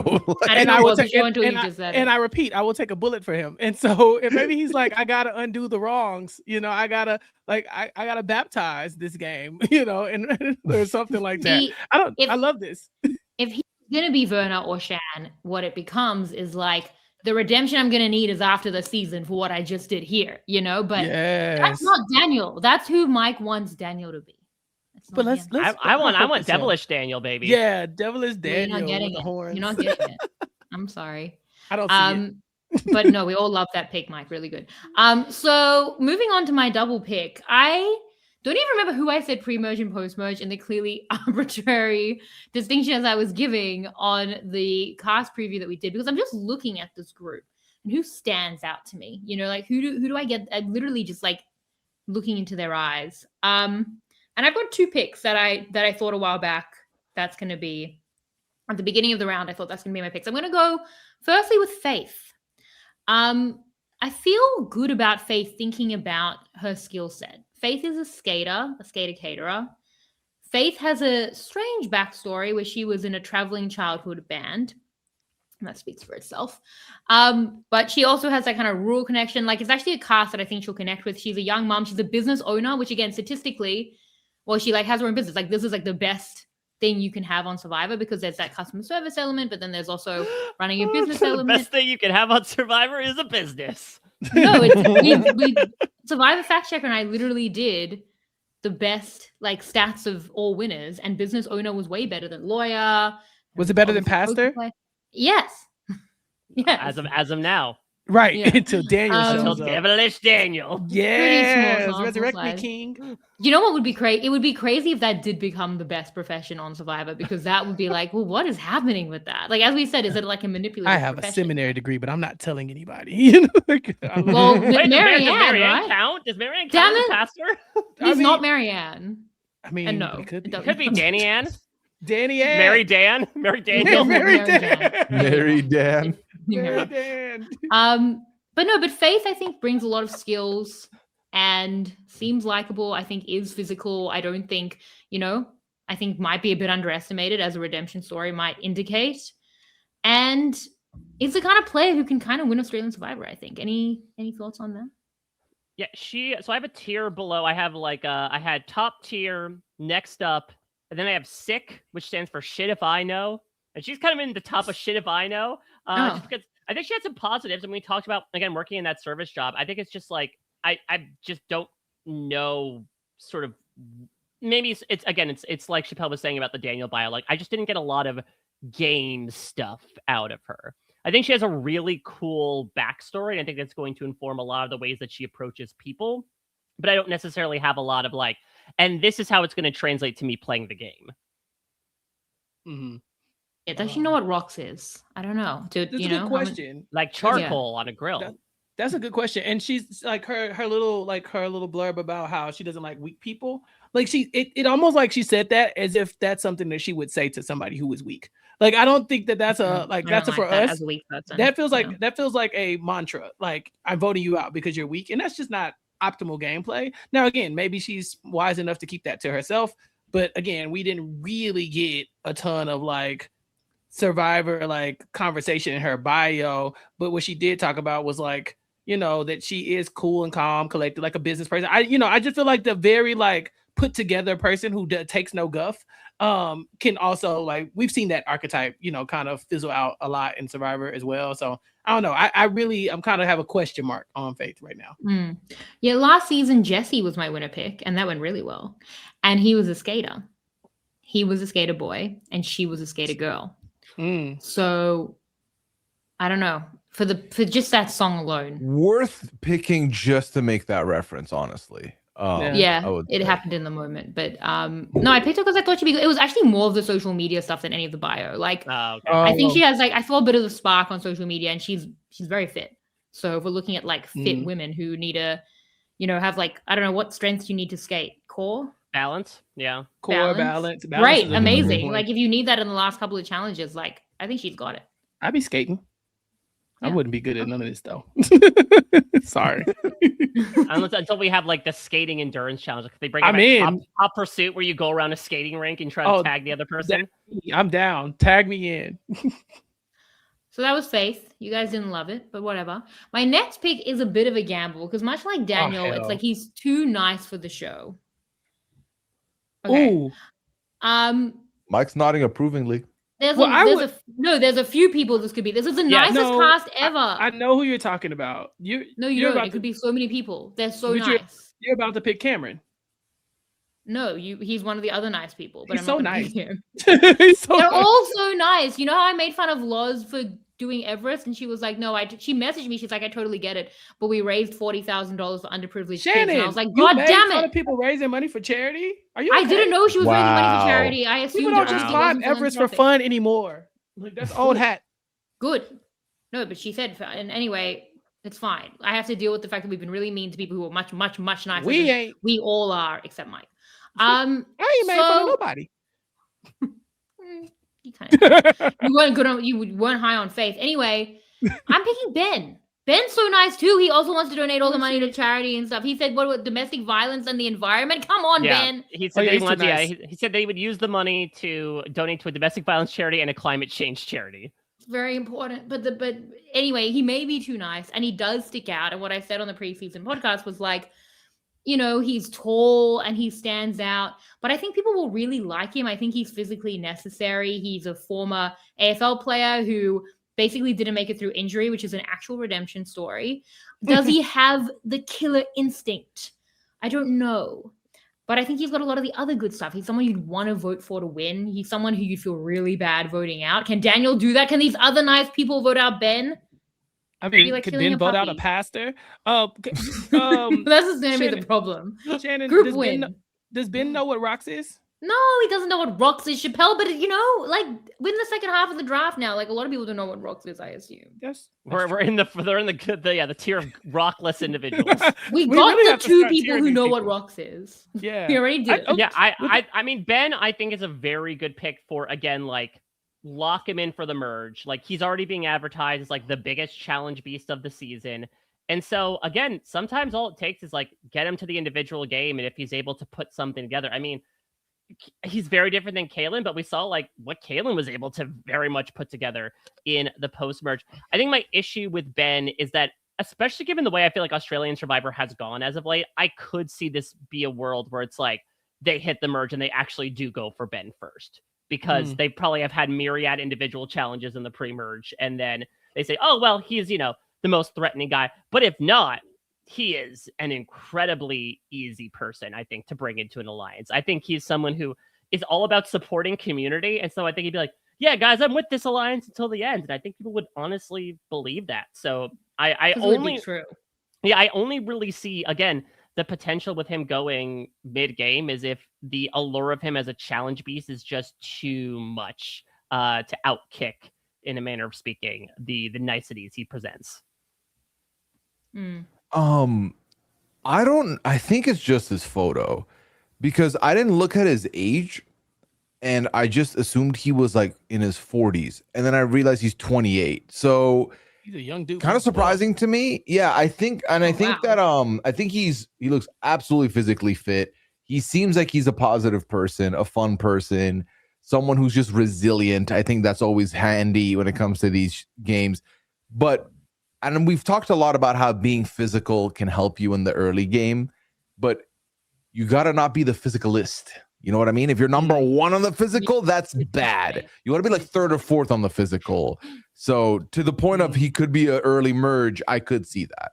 You don't want people to be too tall. This is why tall people come on the show and they literally like. That's why they call it tall poppy syndrome. Yeah. Yes, exactly that. So, I mean, this is my own pick and I'm insulting it, but it's more about who looked me in the eye. And that's what I got. Vibes. That's my pick. Yeah. He describes himself as chaotic and enthusiastic, and as somebody who, that's kind of my whole thing. I'm worried about him, so there you go. Yeah, no, there are definitely concerns that you've brought up, but it's too late now to go back, and it's fine. I picked the biggest guy, Fork Founding Kitchen. Shocker. So Mike, who's your pick? I am seeing actually a trend with my team here. I'm gonna brand my own group here, the Hot Mess Express. Because listen, I'm loud and weird. So let me take someone who described themselves as loud and weird. Shannon made my pick for me, basically. Yeah. Give me Asha. Would have been confused if you then passed over her again. I was just really making on nobody picking Asha. Yeah, I mean, I think that, again, there's a bio that doesn't necessarily say how gamey she is going to be, but she is an NDIS support worker, but she also is a model and an actress. We talked about this with Lyndall. Again, the skills that are necessary to sort of make it in that world. And I just think she's a really fun persona. I think she's definitely going to be more outspoken than maybe some of the other people in her archetype. But hey, we saw someone like Karin last season be incredibly outspoken and still do very well. So as long as she's speaking with the right people, it's totally fine. And I just think she's a really fun personality. I talked about this on the cast preview, but she did like a model shoot where she was holding a rose, and somebody commented like, oh, I thought this was a promo shoot for The Bachelor. And she replied, respectfully, fuck that. You'll never see me compete for a man's attention. So this is someone I can get behind. I'm rooting for her all the way. She said loud and weird and strategic powerhouse in her bio, and I was like, well, that sounds like Marianne. So after you had mentioned Asha, I was like, well, maybe if Mike doesn't pick her, I'll pick her, because we've seen that type do well before. But I don't know, Mike. I feel like this is a high variance pick. She sounds like a good time, but it sounds like if she wins, it will be a journey. It won't be anything where we're sitting down watching her just kind of stomp everybody to the end. There's going to be ups and downs and peaks and valleys. I think you are at the point of the draft though where you want to just have the people you like on your team. So I'm not mad at this at all. She seems to me like someone who I'm going to be excited to watch. If I'm not rooting for her to go all the way, I'm rooting to keep her as long as possible to continue to deliver good content. Yeah. Because I think the most offensive thing you can be on reality TV is make me feel nothing, and she's going to make me feel some, and I'm here for it. Yeah, I can't get a read on maybe because it is high variance. Yeah. Like I could see it going well. It's high variance picks and a high variance game too. So it all just kind of muddies a little bit. I think there are a few that we've like communally agreed upon, but everything else is like either there are benefits and there are drawbacks, or like I picked up very little from the limited information, but they seem cool, so I'll pick them. Yeah, kind of feels like you went with the latter on that. Okay. Pooya, who's your fourth pick? My fourth pick, I stumbled upon about 5 minutes ago. In like finishing looking through everybody. I just want to read the little thing that made me go this way. Okay, here we go. Determined to play intentionally smart with little desire for morally perfect, Keely is razor sharp and adept at reading the room. With friends describing her as someone with a huge heart, she's also calm and strategic. A fraud prevention specialist? I'm here for it. You want to detect fraud? Good. I like that. I was intrigued. The bio really read to me. And I also feel like someone who could be underestimated. Kind of the theme of my team is, could you be underestimated? Could you be looked at for face value and have a lot more going on underneath? Yes. Come on, join my team, please. Team redemption. Again, it's like a massive theme. Yeah, that's like the whole redemption, which is not again what redemption is. But yeah, I mean, like I feel like Keely talks a good game. Mike liked the bio as well. Is that going to actually manifest? I don't know. I mean, I have nothing else, so I don't know. Nothing. Does Keely look like she's going to play that way? I don't know. Is she the one that said she wasn't athletic? There was somebody who in their bio literally said, no. I can't remember. I need to pull it up. There's a few who haven't been picked yet who made that mention that specifically. No, you have to be athletic on this show. It's mostly wrestling. People say it in their own bios. It's not mostly wrestling. It is. I'm sorry. That's my first. It might not be after Caitlyn put everyone in the ER last year. Nah. Yeah. Well, and look, we get the Caitlins. That's my whole point. It's mostly wrestling. Do you think they're gonna just not wrestle because Caitlyn kept injuring people? No. You think they learn a lesson? No. Obviously not. Yeah, exactly. We like this pick. This is a good pick. I like this. Seems pick. solid. I think that I agree with you, Pooya. That I think she was saying all the right things in the bio. I also highlighted the intentionally smart with little desire for morally perfect. And I think how she ended the bio with, do I look like the person leading the boardroom? No, but am I going to be pulling the strings? Absolutely. It's giving Erica from Survivor 41. I've been on record about how I do feel like Erica's game is underrated. And Erica's game is a very Australian Survivor type of game where it was just lie low, wait until the perfect moment, and then start cutting down those threats and take charge of the game. And I do feel like Keely is able to do that. It also seems like from the limited promos she's seen, she also is going to be a fun presence in the confessionals. She seems to be a good source of comic relief. So I'm hopeful, even for good TV, that we keep her around for a long time. This is like a, if a tree falls in a forest type of question, but like if everyone's underestimated, is anyone underestimated? Like Shannon. Then they're all the same level of estimated. Just they gotta that's be then redeemed. the mean. Like you have to underestimate these people so we can redeem them. Yeah. Well, just like we talk about the tall people, you can't hide being tall, you can't hide being physical. There are some aspects of your life that you can't hide, and I think some of these good reads, strategery people, you can hide behind a Tez, for example. I think Tez is going to take a lot of those bullets for you. It just depends on Mhm. what grouping you're with and whether or not that will help you or hurt you. Yeah. All right. Where are we at? Chappell two for the picks. turn. He makes technically his last 2 picks because the last one's Yes. left to him by Oh, default. snap. Oh We're my already God, at the I have last 2 round. picks.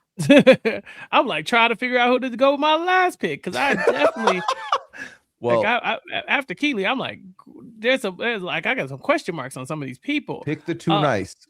You already mentioned him before. Huh? I already mentioned them before. You said he was really nice. You liked him. I'm going to go. Mhm. Let me Well, now it's gonna see. be really harsh if you reject. Yeah, I can't pick. I can't really pick. Look, I can't. I'm about to say the nice people are just. It's hard for nice people to do well because it's such a cutthroat game. So I'll save that for later. I'm gonna go with Caleb, just because if he wins, it's Okay. gonna be fun. Yeah, that's a really interesting Good pick. That's high variance. Like that actually is like the definition of high variance. I think I could have done it, especially if it came back around to me because it would have been such a late pick. Caleb is the kind of person where it could be like we all thought like, well, Luke will be, like not that he like necessarily Luke. This is high praise, obviously, in terms of like what Luke has provided for the show, but like we all thought, oh, well, Luke, he definitely didn't know what rocks was. He was super chaotic, came across a little unhinged, but then like was really good at the game. That's Caleb's ceiling. Obviously the floor is just the first part without The man who lights his hair on fire. Yeah, fake lights it. But so I don't know because I think, and there's a lot of good stuff there with Caleb too. And then there's also a lot of confusing stuff. Yeah, I mean the downside for me is that there's just not a lot of like, and this is how I'm going to win Survivor in here. But it's definitely he's giving me like the vibe of like he's kind of just like a fly by the seat of his pants kind of guy who's getting by off of like charisma and again felt. And so just knowing that like I might not be the smartest person around here, I'm definitely not the most skilled. But if you let me cook long enough, I think I can carve away from myself. Again, felt. And so if people like him can't succeed at random things, and what am I even doing here? So I had to be able to go with we're again running it out of data on a lot of these people. And for me, he had the least amount of like just like overbearing like red flags. I mean the rat tail is definitely problematic, but aside from that, I think I'm excited about the pick. It could be crazy, but I'm okay with crazy. Crazy's fine. Yeah, I mean, this is the person I would probably more slot into the like is going to be the star of the 5 episodes that he's absolutely a part of. Just what because was his name last season? Nash was it him? Nash is a big one. Mad Max was another big one too about the guy that like just went way too hard out of the game. And I think that Caleb is someone who like is a very endearing personality and can get in good with a lot of people. But I think he is someone who is not going to be very subtle about being good with a lot of people. I don't think Caleb is a guy who can sit on his hands, on his very finely tattooed hands. And I think that's going to be a bit of an issue early on where we see again these archetypes all the time where it's like, listen, he's good at challenges, but like, do we really want to have this guy on our side for much longer? But if there are other people that serve as targets above him and Caleb makes it to the merge, he could be like one of the biggest shields of the entire cast with just how much wackadoo shit he might be doing. And that could be really good for returnees, could be really good for other people who feel like they're going to be massive threats in the individual game. And before you know it, Caleb could be, trucking his way to Route 66 in the form of the final 2. Yeah, this is a really good pick for this late in the draft because I fell. It could go, really, really badly. But also, like, I could see a world in which he wins. But that season is crazy. Like, that will be a wild season. That's what it is. Fun but, season. like, I don't think it's a non-zero chance. Like, there's so many things with Caleb where I felt really positive about him. Nothing was neutral. That's what it is. So, what part of that is going to win out? Probably the concerns. But, like, if not, you just, like, snag the winner quite late, I think. So, I think this is a good pick. Thank you. I hope so. Because I'm torn between 2 people for my last. Okay. Should I read out the teams while that was the 4th? No, I was gonna say we're 2 rounds away. You can read out who's left. Are we 2 rounds away? I thought this was my last pick. Well, you don't get to pick your last one. I basically pick your last one for you because I picked between 2 people. Oh. You've got your 5th person. So we've got Kat left, we've got Don left, we've got Sally left, Lottie, Blanche, Cameron, Richard, and Loz. Yeah. I think that was it. Yeah. I thought this was my last pick. This makes this even harder. It really thought, technically like- is still. Yeah, Well, you're gonna right get a about pick. that. Like, yeah. I feel like I'm gonna get. It's weird because in my mind, I feel like I'm gonna get these two people anyway. Like I feel like they're gonna be y'all's last pick anyway, and so I don't really. It doesn't really matter which one I'm going to pick, but they're the ones I'm drawn to the most. I don't want to do this. Do I have to do this right now? Oh, Yeah. That's literally how it works. It's like it's so simple. okay. This is tough. I can't pick. You have one job. I you know, like me but to it's pick for such you? a hard job. Who would you pick for me, Pooya, right now? Yeah. I mean, there are people who I are would like pick doctors and Cameron stuff. for you. Why do you want Cameron from so He's bad? too You're like, nice. do it. He's gonna fall to me anyway. No, 'cause but he's it's so perfect. nice. It's perfect to No, he's contrast not gonna Caleb, fall which to is you, just I all think. chaotic neutral. Exactly. Cameron is lawful good. But I can Yeah. see him not having any confessionals for 8 episodes. You know, Oh, like, yeah. like, they're not gonna talk to this man at all. Like, oh my god, he's just too nice. But he's also an MMA fighter, and a lot of Australian stop it. You're Survivor is making stuff It's MMA. wrestling. He's physical. But he's not a good MMA fighter. Right? Yeah, his record is Wow. His record is 0-4. Oh well, Shame, I mean, we're he so just mean started. to such a nice man. Why are we tried. like this? Okay. No, this is crazy. I did not mean to take this long. I didn't think it was gonna be like this. Okay. There's a lot of good picks left. I know, but I'm torn between. Okay, give me, give me Sally. Yeah, give me Okay. Sally. Oh wow. And it's good. It's Extended good because you Sally. committed to it and you sound really sure about it. Now I And do that believe Evokes a lot of confidence. was Sally one of the people that was like, I'm not very Yeah, she's I'm like, not very I'm athletic. not athletic. I'm like, oh, that's not good. Oh wait, no, never mind. She's She does yoga. She She does spiritually yoga. grounded potential Mhm. endurance challenge beast. The Yes, exact okay. opposite. Everyone is. No, because I was torn between someone who is not, and so okay, Sally. This was really hard for me because again, her bio doesn't scream I'm going to be good at Survivor, but she does sound like she's happy to play Survivor, right? Like she's talking about excited, being about manipulative and things like that. Like, okay, fine. She's got something to fight for and the loss of her brother. Like, I just feel like there's a story there. And that's cool. She's a writer, I believe. I'm doing this off the top of my head because I would like. She's I've been studying trying. creative writing. Yeah. I've been torn between two of these picks.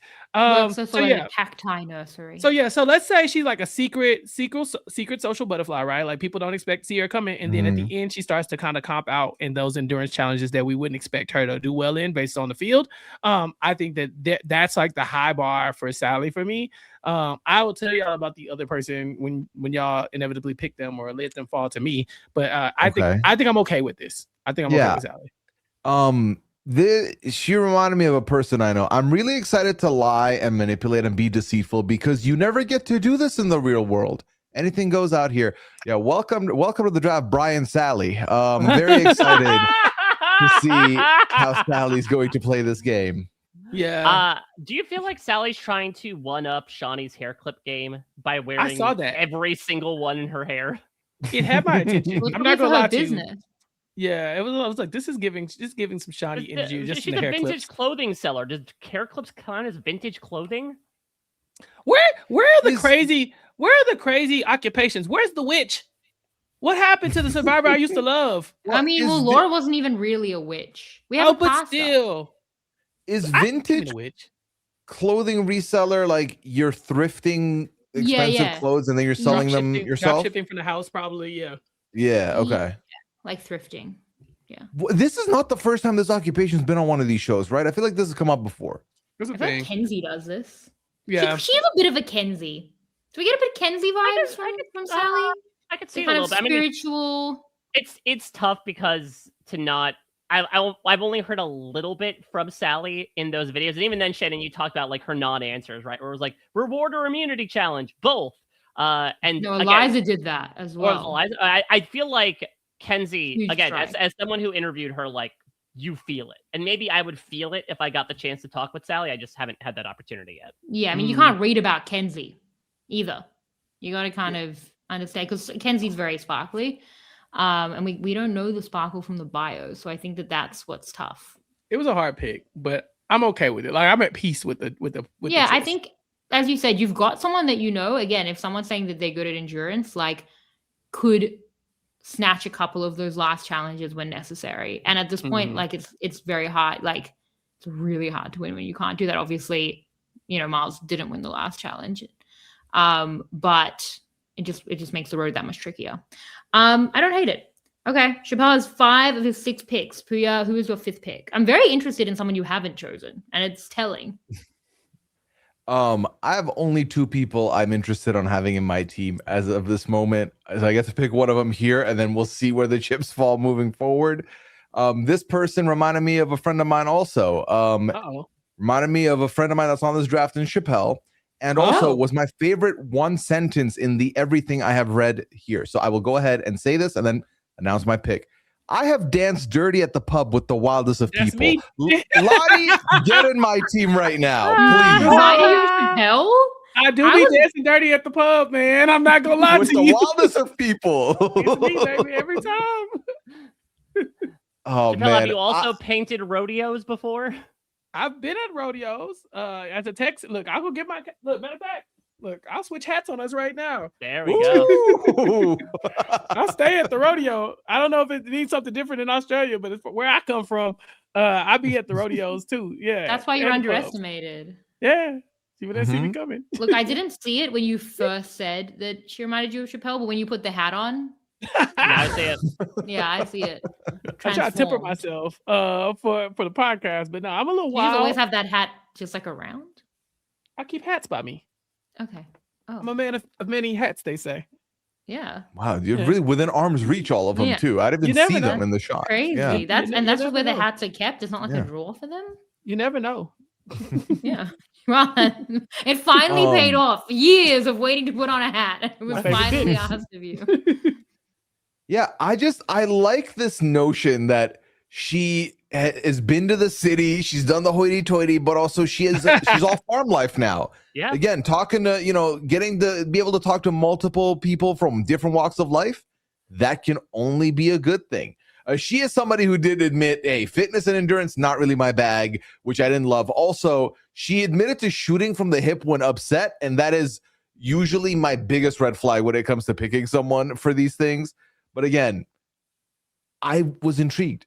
I was like, at the very least, Lottie's going to be fun. Like, I would be surprised if I'm getting all of this and then we get 8 episodes with 0 Lottie confessionals. So she's the one in the ads, right, Mike, who is kind of anti-returnee. She's the one who has been vocally presented as specifically gunning for Harry early on. Well, yeah, so that's the one thing that's a different hat. But I think based on our first picks, like, we don't think that's going to go that well. Right?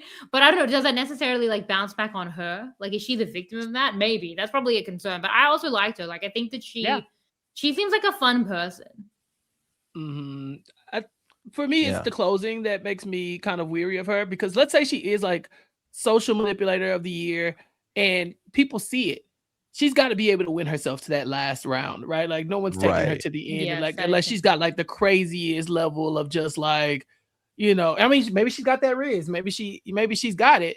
But like, I don't know if she has it. You know what I'm saying? And so that's why I kind of like when you openly say an Australian survivor that like endurance might not be your thing. I'm like, oh, so that means we got to count on purely social strategic maneuvering to get you to the end. And that is very difficult. And so, so that's why my big concern with Lottie, but she does sound like a good time. Yeah. And I also think at this point, we're not necessarily picking for winners as much as we are like, who might do well? Who in the skirmish of the dust cloud, the cartoonish dust cloud that is post-merge Australian survivor, who's going to emerge standing? We still have to be worried about the grenade. There is no Do grenade I have here. a lot of faith in her? Not a lottie, but more than some of these other people. So. Why was that so good? It was good though. All right, Mike, you've got a pick. I don't know what I'm gonna do, by the way. Same. Well, here's the thing as well. I don't want to like out ourselves. We are quite ageist here because every contestant who's over the age of 40 is still left in the game here as we are getting into our Wow. bottom 6 picks. But I will take one of them. And maybe this is a major red flag that there are 2 people on this call who watch this person and have not yet taken her. That was No, actually what I was thinking.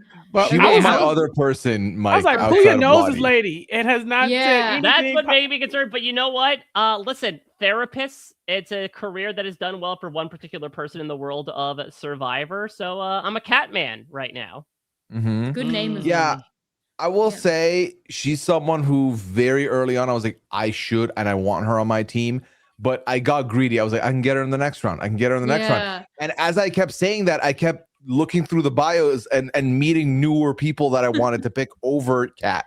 But Kat is someone who did relatively decent on her season of the Traders. And obviously, and I've said this before, my memory is becoming really bad with these shows because I'm covering like 8 of them a year now. But she was like one of the main detectives of the season that I remember, and really was in a good, like was in a basically in an alliance that should have made her go far, should have been good. She does get clipped. She gets murdered close to the end. And here she is on Survivor. The thing is, she's one of the people, Mike, that has mentioned physically, this ain't my game. Yep. And I was like, ooh, that's making me nervous, right? Obviously, for obvious reasons. Could be someone that early doors could be in trouble. Do I think anyone's going to be like, yo, that's Kat from the Traders New Zealand? No one's going to bring that up. So she's safe in that regard, for sure. That's true, Yeah, especially considering that there is an entire ass Australian version of the Traders. I don't know how many people are like, and I gotta check out Traders New Zealand, support my Oceanic brothers. But I mean, the fact of the matter is, listen, I think Pooya, you can speak to this first and foremost. Like, there's some crossover in skill set from Traders and Survivor, but not really as a faithful. Maybe trying to pick up on like who's lying and who's not. But it does seem like Kat is also a big fan of Survivor as well. Yes. And I think especially this is also a bit of a danger sign perhaps for Kat. She's really overcompensating with her 2 reality TV experiences where she's like, I had to be the good guy last time. Now let's be naughty. There is absolutely a scenario here where Kat expends all 9 lives within the first 9 days and is like, okay, she's doing way too much. We got to get rid of her. But again, she has experience in a reality TV setting that is all about slow playing, that is all about in a perfect world sitting back and observing, something that she inherently does in her day-to-day.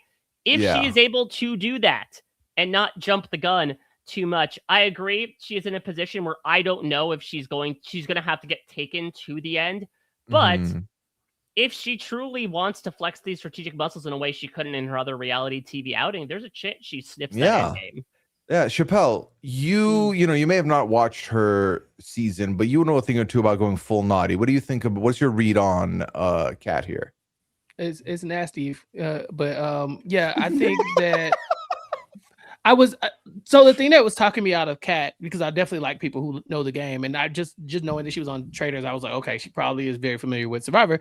The thing that was talking me out of it was that you and Shannon were not mentioning her at all. Like it's like almost like every time I thought like maybe I should pick Kat, I'm like, well, there's no way she'll fall to me again, Pooya right? could get so hard. Like it wasn't me because I don't remember. Like the only thing I seem to remember from my own notes was that as the detective that Pooya says she is, I wasn't loving her reads. However, I do remember that she was socially in good, so that's really good. But you were thinking Pooya and me. I was like, if Pooya doesn't want her, I don't want her. So it was like completely. Oh my god, I love this weird that's mutually how it assured was for me, too. destruction. Yeah, I was just in a bad spot in the draft because if I was in your spot, Shannon, obviously Mike picks her here, but if I was in one of the double swing in the back end, I would have sniped her. But I'm in the last 2 picks, so the odds of her getting to me was so small. And really, it came down to, do I want to go Lottie or do I want to go Kat? And then that one line about dirty dancing in the pub, that did it for me. That sealed the deal. That was more than that Naughty whole or season naughty? of the Trader that you watched her on. So Yeah, I like that, Chappelle. Lottie versus Naughty. yeah. I think the thing with Kat is, and Mike brought this up, the whole thing of like playing as a faithful, it's so much harder to gauge what skill set you're going to bring into the Survivor. Whereas I think with being a trader, you have to be manipulating, you have to be lying, you have to be lying low, you have to be under the radar, you have to be sneaky. If you're going to be manipulative, you got to do it very sly. So I think those skills you can absolutely translate over. But the transcripts for faithful skills is a little bit more tough, because let me tell you some of the things I remember from Kat, and I hope it was Kat and not somebody else. But Kat was one of the people who was given the blueprint of, I think this person could be a traitor. Look at them. I think Kat was someone who a lot of people confided in. I think these are skill sets that she will bring. I think she's a trusted person, a person that you can put your trust into. And I think she exudes that energy also. I think maybe that also goes with her occupation, that she just has that aura about her that you want to trust her. And I think that would help her go a long way. Just as an individual playing this game, I couldn't see her lifting the title. And I think that really becomes the tiebreaker for me there for my draft. Yeah. Gotcha. I think that's fair. I think I probably would have taken Kat if she'd fallen to me here. Well, cats I think always that's fall and solid land on their choice feet. The cat's out of the bag. I just noticed you made a non-live joke earlier with Kat. Yeah. He did. Yeah. He did. That's the I punkle. just got that. That's the Punkles coming again. So I've got my last two picks, so I can really go through these last five people. And I think let's like stop down and do that. So I've got Don. That's Matt Rogers' brother. It's like Matt Rogers was pretty good at the game, and even he didn't win. Is his brother gonna win? You know, it's my concern. Wait, the Blanche- barbecue man? The barbecue man. Yeah, Don. He looks like he sells Oh barbecue. yeah, the guy with Yes. cowboy hat. Barbecue man is wild. The He guy was who- just wearing that hat. I don't know. The guy who looks like he'd be at a rodeo that Lottie painted. Yes. Don is Matt Rogers' brother. I What? found that out on this podcast. Yes, Same. like everything else on the podcast. Blanche, I think, is like huge grenade potential. Like, it's To about be go clear, off. we're not doing a grenade, right? We're not This- doing a grenade. no Why would I do grenade. a grenade? It's a There's drop. no grenade. That's not a thing There we is a do drop. here. Wait, what do you mean? There's There's a not- You know grenade. what? don't You know do what? that That down under. is our reward for winning the No, versus no. the world Yeah. draft. No. Yeah, No. we won. No. You It's a lost. 3 You versus lost. 1 vote. You lost. All I'm against 38 say weeks aye. pregnant. You lose. As my motion final passes. decree- You lose. Before No, I not leave- decree. Don't sign an executive order You for this can't sign podcast. an executive order. Until I leave this chair, I'm actually in charge. It's not a democracy. And Once I don't you know leave, why we're changing the you- rules. Anyway, it don't matter. There's a grenade, 100%. Shannon, That's the whole way point of we're the draft. about Let it to go. piss you off with the said chizzy the points, whole you we're have about to no craft idea. it. Like, create a I new won't be chizzy. listening to you guys. I'll listen. She's like, I don't even understand. I don't perceive y'all anymore. I'll listen. The baby will think that she knows you. There's a grenade. Okay. I don't know why you think that we're here making group decisions. What do you think is happening? Oh, Never he understood. said in his bio he was at family barbecues. That's why I said the barbecue man. I knew barbecue stood out for something. I was like, Barbecue man. maybe you're just hungry because I Barbecue, could also go for some barbecue right You now. were like, You know how I yeah. get I down. was super confused. We're doing grenades, like 100%. We're not doing Yeah. grenades. Stop it. As someone Stop who has gotten most of all the recent grenades, it. Yes, I'm so is that happy even that- more incentive for you Right, to do that? right. So Could that you you please pass it stop? off to because one of them? no, Right. because it's not about me. It's a better competition to have the grenade. It's a better Why game. is Shannon, it a I did better not just competition? become attached to 24 people in the last hour only for me to be told I shouldn't care about them by Thursday. Right. Well, Stop it. I'm sorry. I don't know what to tell you. We're doing a grenade. I'm not having a Ooh. discussion with you. I'm not We here to can- debate it. The thing is, like, we can just We're just not. pretend that doesn't exist after we get to we get to the Yeah, coverage. Shannon, sure. There's a grenade. Yeah, no, there's I'm a covering grenade. week one. So I'm As covering long the as, grenade. as long as actually. Shannon pulls a grenade, there's a grenade. If we pull it, we're like, what are you talking about? What grenade? Yeah. I'm watching the By premiere week 2, right after. this. reinstated. So I'm covering the grenade, and there will be a grenade. That person will probably Okay. be Blanche. Cameron, probably not the grenade, which exists, but very nice. Too nice to win. Very I think we all nice. feel that way. Richard like could be a good pick, but he's a successful man. But I think we're all a little bit like we have like Kent fears, but like not Oh, everyone absolutely. is Kent. No one is Kent actually. Just Kent is Kent. Kent was Kent. And Loz, I love. Like I love Loz, and I already insulted her Everest trip where she was raising money for the children. However, like Loz could be the grenade because Loz like knows how to survive, and she's an expert. And like what you don't want is like an older female expert coming in and telling people what to do, even when she's right. Mm. So, like on heart pick, I'd go Loz. Two of these people are on your team, Shannon. Yeah, that's what I'm saying. I'm taking 2 right now. I'll take Loz. Yeah, Yeah. take laws. Laws, was gonna Um, be, Laws was who I was on the fence against with Sally. I was Yeah, thinking yeah, Laws. I was gonna take her. Yes. Again, a lot of it is a heart pick. Like can she win those final couple of challenges? Like maybe she's done all this massively like physical stuff and like gone out and with the guy from Alone and done all that, all the survival stuff. She's got a great story. Like Loz could be like a fan favorite for sure.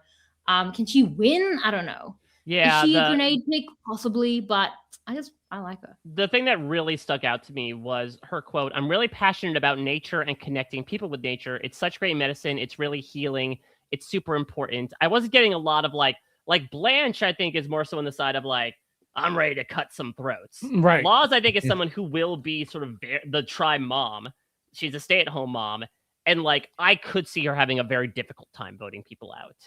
And that is not something that I think a lot of people value in voting for someone to win. But this is the heart pick because I really did want to pick Laws. Like I'm kind of great. But I'm kind of sad that I didn't do it though now. But I see what you're saying. Like again, I'm always looking for like, okay, what is the survivor thing you're gonna do? And she's kind of like, I'm gonna be like really good out in the wilderness. And I'm kind of like, oh, okay, but like, how you gonna win? And I really I can't see that in the bio. Maybe there's something else there. And she listens to the podcast, so that's a selling point as well. She knew that Shannon disrespected her, and so for her calling out Shannon alone, I wanted her on my team. But I like this pick. No, she did it in a really nice way, which was worse actually. No, that's how you do it. Like I think people will love her. Isn't she like a mother of teenage girls? So like there might be a bit of that. She becomes the mom, which is an absolute and she has like maybe the biggest redemption story of the entire cast, which is like she had a divorce, she lost her father, she lost her job, and then she goes on like this 3-day adventure to like learn how to live on an island by herself, and now she's ready to like take all that resilience into the game. It's an incredible story, and she seems like a wonderful person. Yeah, like look, if in a few hours from now she's the grenade, there is no grenade. I'm joking. You heard that? There's no. Yeah, there's definitely a grenade. It may be her, and I don't care because I like Loz. And then on my last pick, I will go Richard. You know, I'm banking on him not being Kent. It's a good bet. I can't. It's a good bet to not the bio be literally says I'm Kent. No. No, I'm serious. And I'm Kent. I'm with you on that one, Shannon, because I did toy with this idea, but it was just like it's so like it feels like so A-type personality, like my way or the highway. I'm a CEO. I run these ultra marathons. When you're running a business, this is how you do things. It's just too like I think you're right. It's a little like of the like backlash from like last season. I've seen how it could go poorly, and I also don't know if I've seen this person win Survivor in a while. This like it's also the kind of like business, like the Brian Heidick type. Right, exactly, right. Yeah. Like the Andrew Savage types, you know, like the ones that at first glance you're like, oh, they you should go on Survivor, and then they go out there and they're like, I'm in charge, and then it doesn't always go well. I'm very concerned about Richard in that sense, but who knows? Yeah, I think as well this cast particularly is so different to that. Like there are casts where like they're all from like, you know, certain parts of Australia. That this is not this cast. Like it's a super rural, regional, country cast, and Richard is like in a blazer. You know, like he's an exec. Like. And that's not the vibe here. So, like, from a connection perspective, I also have concerns. Like, I don't think it'll be Kent, but I just don't know that this is his group. Like, if he gonna work with Harry and Simon, I don't know anything about him. He's in business and he runs ultra marathons. Yeah, okay. And he can win some challenges. I would not be surprised whatsoever if we do not see this man for the first 10 episodes of the show. No, I don't think so. I think he'll be a big personality. Like, you don't get to that level of success by being purple. This is what the picture I'm looking at tells me. He's going to be very heavy-handed and pushy for the first vote. It's not going to go his way. Then he's going to proceed to be on the outs for the next 4 tribals before he inevitably leaves. That's the read I have on him. He is Kent and Max, you know, like Nash. You know, we've seen this before. Miles. We're kind of like one for one calculated photo we have. Like the one hand so in the pocket. This is a model shot. Make no mistake, he ate. Like, make no mistake. There's a picture. Why should it be disadvantaged for that? Like, why should we not? He is hiding one of his hands. I don't see his thumb. Where's the thumb? Okay. I see the other thumb. That's my whole team. Mark, your team. Johnson, Faith, Ben, Loz, and Richard. Okay, you guys have picks. What are your picks? All right. The last 3 picks, so Don, Blanche, and Cameron. Just letting the audience know. Ooh. See, like, I wanna. You know what? Let's round out the hot mess express here with Australian Survivor's very own Nepo baby. Come on, barbecue man. Barbecue man. I just want to pick my Don. Oh no. Where my buff? That'd be sweet. Eat my rice. Yes. Doug Dimmadome, home of Doug Dimmadome. Let's talk about Doug Dimmadome here. Yes. So Don and his brother are incredibly close. Yes, I said. So I would not be surprised if Matt actually gave him some very salient advice here. And like Matt Rogers is a very good Survivor player. Don is the oldest person on this cast. I have no idea what his, athletic persuasion might be. He did play, football briefly not alongside his brother, but obviously in the industry of his brother and his late father. He's a carpenter by trade and a crane operator by night. I feel like this is our Batman. blue collar bogan guy this season. And so I feel like maybe he has a bit of like that Gerald the Milkman vibes. Like I also would not be surprised if this man is purpled as all get out because he's not a big media personality, but he does seem like an old, reliable type. And he has a really interesting story considering he's a wannabe country music star as well, which is weird. I hope we're able to hear a whole entire soundtrack from him. I hope there's an endurance challenge where he just decides like to roll out all the demos that he has going on. Granted, again, I do not think he's the Godfather, even if he claims that he is the Don. He actually has he actually has like a very sad story where, Matt and Don lost their father about like 20 years ago due to depression and alcohol, and like Don like OD'd on drugs shortly thereafter. So this man has lived a very hard life, but I think he has also gleaned a lot of experience that could make him more venerated to the people around him.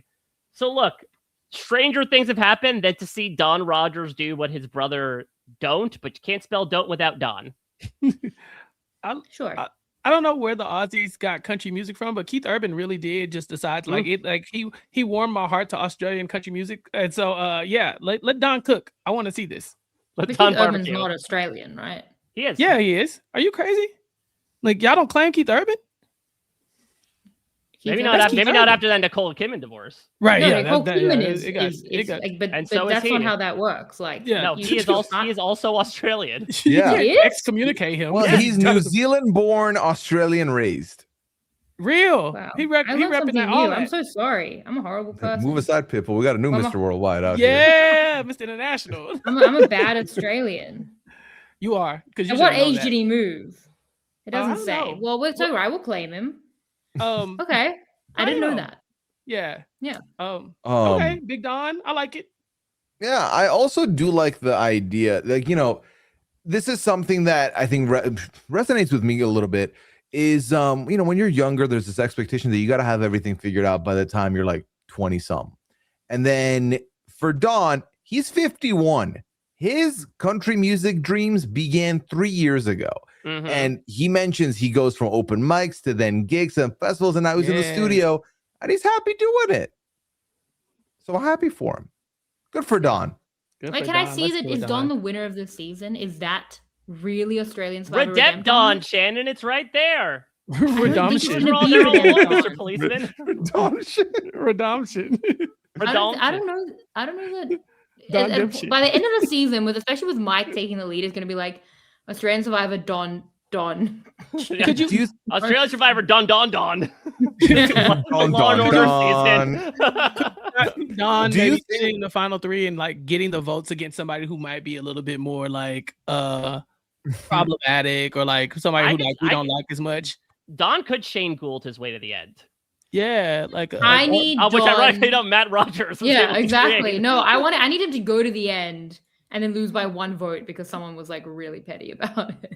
Do we know if Don plans to keep his connection to his brother a secret he or actually not? has Little Rogers tattooed on his back. I mean, Is that a joke or that's for That's No, serious? it's a hilarious. Brandon Hans reference. that's so Okay. hilarious. I was gonna say, like, I don't, surely not. People Even like, if he had Little Rogers, that's normally Matt Rogers. connection to That's Matt Rogers' brother. Oh my god! Like, Why would you like? I'm not a big fan of like lying about your personal life, but I don't really know why you would say you're Matt Rogers' brother. Literally, purely from a perspective of people will be like, "Well, this guy's gonna get like screen time." Like that's an annoying storyline I can't even bother dealing with. Like I don't think you should tell people he's Matt Rogers' brother. I don't think so either. I think Yeah. you definitely like if Matt has a like nickname, call him by the nickname and talk about him like normal. Just don't mention that he was on Survivor twice. You know, like I don't. Yeah. This isn't a Well, lie that I mean, think He's I an is, like, do NRL wonder- champion. Yeah. Not Yeah. maybe any Survivor players can let us know. How often do you ask someone for their last name out Right. there? Is that too suspicious? He's to be like, my what's name is your Don last name?" Rogers, and you're like, But like Aaron also- Rodgers? Like, no, not that one. Like Ron Rogers. But also the way Australian Survivor is, he'll be on the map before the first challenge, and David's gonna be like, "Don, your brother played twice." Like that is also a Don't distinct do possibility. David. You don't know. But they do. But they do. And do then that. that's the thing too. If these people don't know rocks, they might not know that Rogers. Yeah, everyone will be like, "And okay. Yeah. that Oh, means that's nothing to nice. me." Yeah. Yeah. Well, did he get any screen time? Like, who was that guy? Right. I think it's a good pick at the third last pick. I think Go that Don. he's someone who, again, I could see absolutely show up in episode 14 and everyone's like, who the hell is this guy? So Yeah. hopefully we'll be asking that question by the end when he's crowned $500,000 richer. Well, Who- Pooya, with your last pick, you've been who do telling we get? Chappell. You've been telling Chappell to take Cameron the entire time, and now you have the choice of whether he will. Like it's perfect. Cameron Yeah. or Blanche. That's the choice. Well, in this story, Nice Guys finished second last because he's coming to my team. Aha! I just need That's to find ironic. out from the rest of you, what is it? Is it really just because he's nice? Because why is he here? Pooya, He is Pooya. a physical person. But that's all. Like, there's not one thing. I don't think his bio mentions Survivor like like at all. No. Except like I want to prove myself, No, and that's I- it. Like I- this could have been any show. he called it the ultimate fight. He said this It's would be not. winning the ultimate fight. It's not it's, like they took this from a bio of a different show. Cameron, I think Cameron's getting purpled. He's the nicest Too nice human for the alive. screen. Yeah, he's really nice. Yeah, like this is like I was like, this man has not like there's not one thing that says like he's like I'm likable, I'm funny, I'm loyal, I have social ability. I was like, people are gonna love having him around, and then one day he's just not gonna be there anymore, and we're gonna You be know like, what? You know happened what? to Cameron? Actually, you know what it is. was Honestly, I Medivac realized Australia, because God forbid. Cameron's bio is all about taking risks. He loves taking risks. Yes. Maybe he was supposed to be on Dondi. Oh. Honestly, when I read the bio, it also felt like a bio for a dating show. It kind could of be did read to me anything. like that. I think they were mean- doing that. Maybe that's what this I was the heard. resume that he sent to all the shows, and then Survivor's the one that took him in. He's like, "Wait, this wasn't even in my top 5. I didn't expect this to happen. Here I am." This could have So been I- any show. I Mhm. think that was happening. Like from what I heard, it's like that. It has been kind of happening in casting. Where you get kind of passed around from show to show. So if that's what you got from it, there's definitely a non-zero chance. Yeah, that- so I think that the reason why I sort of passed him up is I want to go on brand, and I think that Cameron may have been stuck out like a sore thumb amongst the weirdos that are on my team, but also like the ones we picked before, I feel like are much higher variants. But like, yeah, there's a good chance they'll flame out, but like, who the hell knows? Maybe they'll succeed. Right. I just don't really see it in Cameron. I mean, you talk about like, is he too nice? This man will use the money to buy a house for his mother in Gambia. This man has made a mission to see young people for their value and their worth rather than the stories that they tell themselves. Oh, This guy sweet. does seem like, I use the term oddly in our cast preview, but like the meat man with a heart of gold. And he is the next Bachelor. honestly, yeah. Yeah. And I think that Cameron, like, it does make sense if you're looking at the draft where they're like, why the hell did Cameron fall so low? Because I think he is probably more built to do well than like probably any of our last 3 to 4 picks. But I think that maybe there's more appealing eccentricities in the other people we picked than Cameron, who, as Shannon mentioned, like, I could absolutely see he falls in with the majority alliance. He's good in challenges, so he's not Mhm. a target. He doesn't really pop up at all until people are saying, oh, let's split the votes on this alliance. We'll throw 4 votes onto Cameron, and Cameron's gone. Yeah. Yeah, We're not going I to get see- an I got interview nothing. with Cameron, I don't think. Yeah. I Listen, just looked up Morgan's bio from last season, and it's the same. It's like, I'm an Olympian. I'm fun. I like to chat. Did I mention I'm an Olympian? And I also like the Olympian. And oh yeah, and guess what? Survivor is going to be the biggest race of my life. You know, it's like, all right, you know, like He doesn't know like, what Rox is. He doesn't know what Rox Yeah. is, and He's that's so why, like I nice, and said, we've been so the relentlessly nicest human. mean. But I cannot. We've not been mean. If saying someone is nice is mean, we're the please be meaner asshole. to me.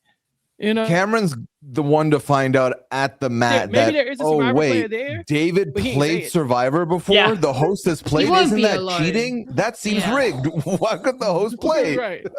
He played with Harry. That's just crazy. You know what? No, like, Cameron And will who is turn. Harry? Cameron will turn to Harry and be like, "Do you know that guy?" Who even is this guy? Yeah. Look, we've made up a Um, lot of assumptions about this very lovely man. Yeah. But they've- yeah, imagine if but he's we're like going the, off you the know, bio. yeah, he's like the anti-Caleb.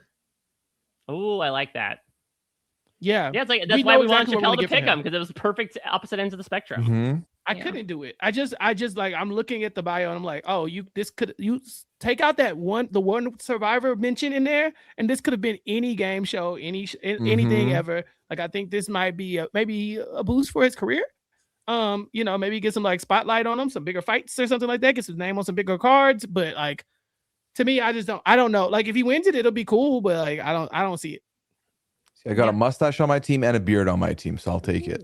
You take, All right. So Chappelle. Oh, but you gets don't have Blanche. Harry, ironically enough. No. I got him. Yeah, Blanche. Don't nod Chappelle. like You were that. left with Blanche. It's the last pick. How you feel? You know, you were saying that there is like grenade energy potentially coming from Blanche, but since we don't have a grenade, We this do season, have. Please stop. Since we don't have a grenade this You're confusing season, the I'm audience. fine with this. There's no losing here. Yeah, I was immediately given like the mom type that will like be cutthroat, but nobody's gonna love it at the end. They're gonna be like, "But you were the mom," you know, like that's kind of the energy I got. You know, like it's not fair, but that's what happens, right? Because she is going to play hard, right? She just can't help it. She's got that energy, you can tell. But like, is it going to be well received? Is it going to be measured? I don't know. And so, yeah, I have questions about this. But again, this is one of those ones that like her shirt shine like a disco ball. Like it's gonna be a sparkly win. If this happens, oh, we're gonna like talk about this one for a long time. So I don't mind having Blanche on my team. I can't wait to see what happens. Figures Yeah, out. like if we had Kent fears, this is the Kelly fears, but I think these are more legitimate. And it's hard because it's like we talk about parabolic women, but her parabola is like early boot, or as you said, going to the end for people not to respect you, which is usually that archetype, which is so tough. So yeah, that's like the ceiling, I think. So it's tough. I'm so excited for Blanche because Blanche is quite literally a sparkly personality. She also has a really great story. We talk about Don sort of like remaking his life in his later day stages, but like she said that she started her entire life over at 40. You know, she wants to prove that you can go back to school. She became an acupuncturist instead of a gym owner. So that said, she is very fit. She's an adult cheerleader. So I think like she won't necessarily be the person that's going to drag them down in the challenges that might make her an early boot. I would say more so what's giving the early boot energy is like, I could imagine a bit of a leadership streak in her of like, I know how to do things. This is how we should be doing it. Why isn't anybody listening to me? And she also, perhaps unlike Laws, who I think, again, can play the game a little bit more of like staying a little bit more on the down low. Shannon also left. So now it's just, this is a forecast, folks, of what it's going to be. So the grenade definitely is not a thing. Yes, and we're doubling all the Chizzy points for all of our players. Not on the table. But I do feel like Blanche is somebody who, like, I could see an instance where she is just out in the open, very loud, very energetic, and it just draws too much attention around her. It causes like too much. Not everyone's going to want to dance with the disco ball. Some people want to sleep. And when that bright light's shining at all hours of the day, it's going to be tough to get some shut-eye. To me, this is Debbie from Survivor Co. Wrong. I'm not getting Shannon just mentioned her, Kelly. I'm not getting Kelly from her. I'm getting Debbie. Look at all her different careers. She's athletic, but she's an acupuncturist. She's a gym owner. She's, you know, like she has all these things going on. And I think that's in the same thing you're talking about. Like Debbie was a leader. You know, she like, nah, I'm in charge. Joe, come on, let's go. We're about to make these moves, you know. So I'm getting Shannon. I don't know if you see this, but I'm getting Debbie from Survivor Co. Wrong where it's like she might be a lot headstrong, more headstrong than maybe like a Kelly is that, and that she'd be willing to lead the tribe in a way that I think Kelly was trying to like beat it, march at the beat of her own drum. You know, I feel like Blanche is gonna be like, get behind me, I got this, and then at the end, people might not love it, the leadership style probably. Yeah, I mean, you wouldn't draft Debbie either, right? So I guess would not, but I wasn't drafting back then. Somebody drafted Debbie. I don't know who it was though. Shannon, that was Shannon's RHAP debut. Was talking about Debbie. Yeah, yeah, it was. Yeah. So I mean, look, Kelly, Debbie, whatever it is, some Blanchy. concerns. Yeah, some concerns. It's Devereaux. All right. Do you want me to read out the whole teams? Please. Sure. All right. Chappell has Harry, Paula, Tez, Caleb, Sally, and Blanche. Pooya has Brooke, Lyndall, Jackson, Keely, Lottie, and Cameron. Mike has Simon, Eliza, Daniel, Pastor Daniel, Asha, Kat, and Don. And I have Mark, Johnson, Faith, Ben, Loz, and Richard. It's a lot of names. I'm so hyped for Pastor Dan all of a sudden. Like I'm kind of obsessed. So I'm not saying I'm rooting for Mike's team, but if Pastor Dan does some wild stuff, I'm gonna be all on board. That's the wild thing about all this too, is again, I talk about how much of crapshoot this is. It's even more so in the Australian Survivor edit, where it's like, wow, we saw something appealing in you. Who are you? You might not ever see it. Yeah. Yeah. Well, we'll see. So the rules of the game, just to clarify. Stop it. Cut it out. Stop confusing the audience. The rules of the game are that the first boot is a grenade. If you have the grenade, you cannot win. But if you have two people in the final 2 or 3, well, we'll say final 3, okay? Final 3, even if it's a final 2, in the top 3, if you got 5 other people in your team, which is pretty good odds, you can still win. Wow. You guys are mean. You guys are too mean for this cast. I'm not mean. We're not mean to the cast. You're telling the cast, hey, because one of you will be out first, 6 of you do not matter to us, which I don't agree with. That's the rules of the draft. Have you drafted? Not this draft.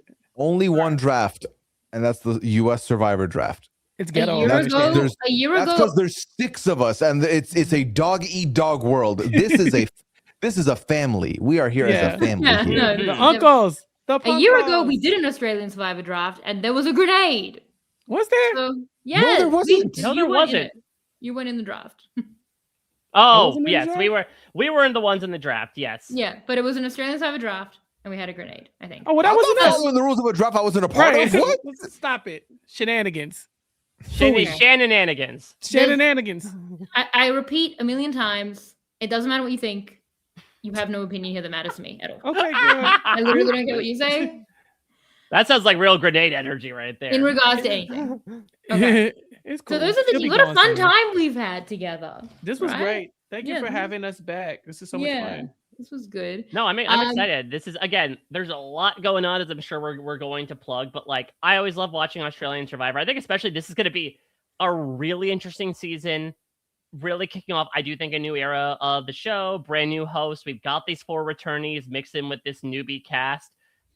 Again, I feel like this is one of the most high variance casts we've experienced in a while. I think, again, a few of us felt good about a select few, but I think a lot of the rest of us were like mixed at best, which means that I think we're prepared to be surprised this season, no matter what. Yeah. So any final thoughts or plug? Chappell, I'll start with you. What's happening with you?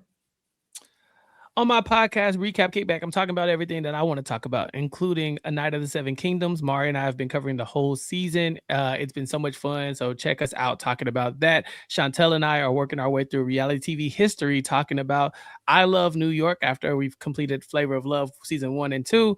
Shannon, this might be of interest to you. I'm doing a America's Next Top Model panel to talk about the new documentary on Netflix. So that's going to be a good time. Come check that out. Haley Strong's going to join me and a couple other people from RHAP too. So that's a big deal as far as I'm concerned. I'm very excited for that. And then, just random other coverage over there. It's going to be a good time. So subscribe to my podcast, recapkickback.com/subscribe or youtube.com/@recapkickback. Okay. That sounds very exciting. So much going on. Pooya, what do you have going on? I am still deep in the traders of it all, as y'all know. That's about to wrap up soon, and I'm about to be on traders off season for a little bit, which I've not felt since I believe the summer. So this could be fun. We'll see how that treats me. Aside from that, of course, I always do talk about 90 Day Fiance. That is a 365-day a year sport. So I'll be doing that, and myself and Liana obviously holding it down with the Pooya and Liana Lounge, having fun there. So those are the podcasts. If you're looking for me not on podcast, twitch.tv/Pooya. That's where you can find me. So much for everyone. Mike, you have a lot going on. What's going on with you? So much. Because, hey, if you want Survivor, have I got a little season for you called Survivor 50, the highly anticipated milestone season, a jam-packed 24-person cast going full Australian Survivor there. I guess the Australian Survivor season 1, considering we have 3 tribes of 8. I did some really fun interviews with everyone in the cast. At the time of releasing this, there's still a week left of the season. If you want to binge those, get to know a little bit about the headspace of those 24 contestants. I will say, for our Australian audience, I believe the recent news is that they won't be able to watch Survivor 50. No, is it not available? It's on Stan. Okay, it's on Stan, but it's not available on the channel that it once was. On so 9Go, yeah. if It's you want, now you got to pay. so if you want to Stan Survivor 50, make sure to subscribe to Stan. Of course, I'm going to have coverage Very there on. going on every week in terms of Exit Press, in terms of the B&B. The other thing is that I have a big cover coming out for Parade. Actually, the clock has struck over to February 18th, so it's coming out today, where I have had some very candid, very fun discussions with the Mount Rushmore of Survivor, 3 of whom have appeared on Australian Survivor before, in Parvati, in Sandra, in Tony, in Boston Raw. People consider them the 4 biggest, I would say, icons of the US game.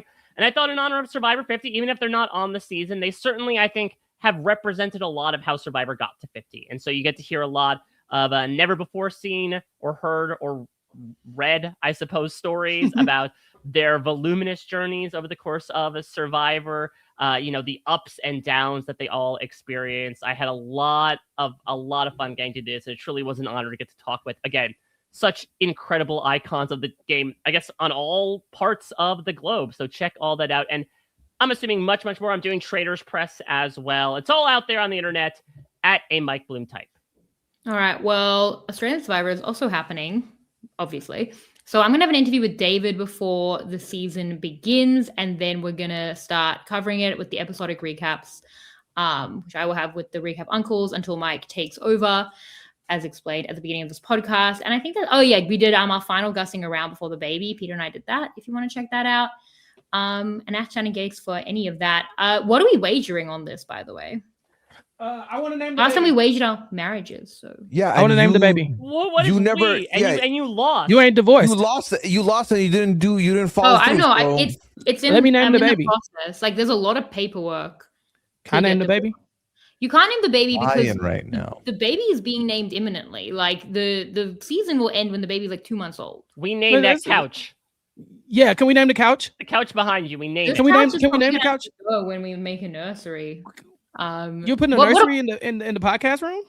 No, we're putting we're changing things around, but it won't be the couch. Anyway, whatever. It's not Whatever. important. The point is, We want to name whatever furniture is behind you when you podcast. what do I get? What if I win? You're You not get to gonna name win.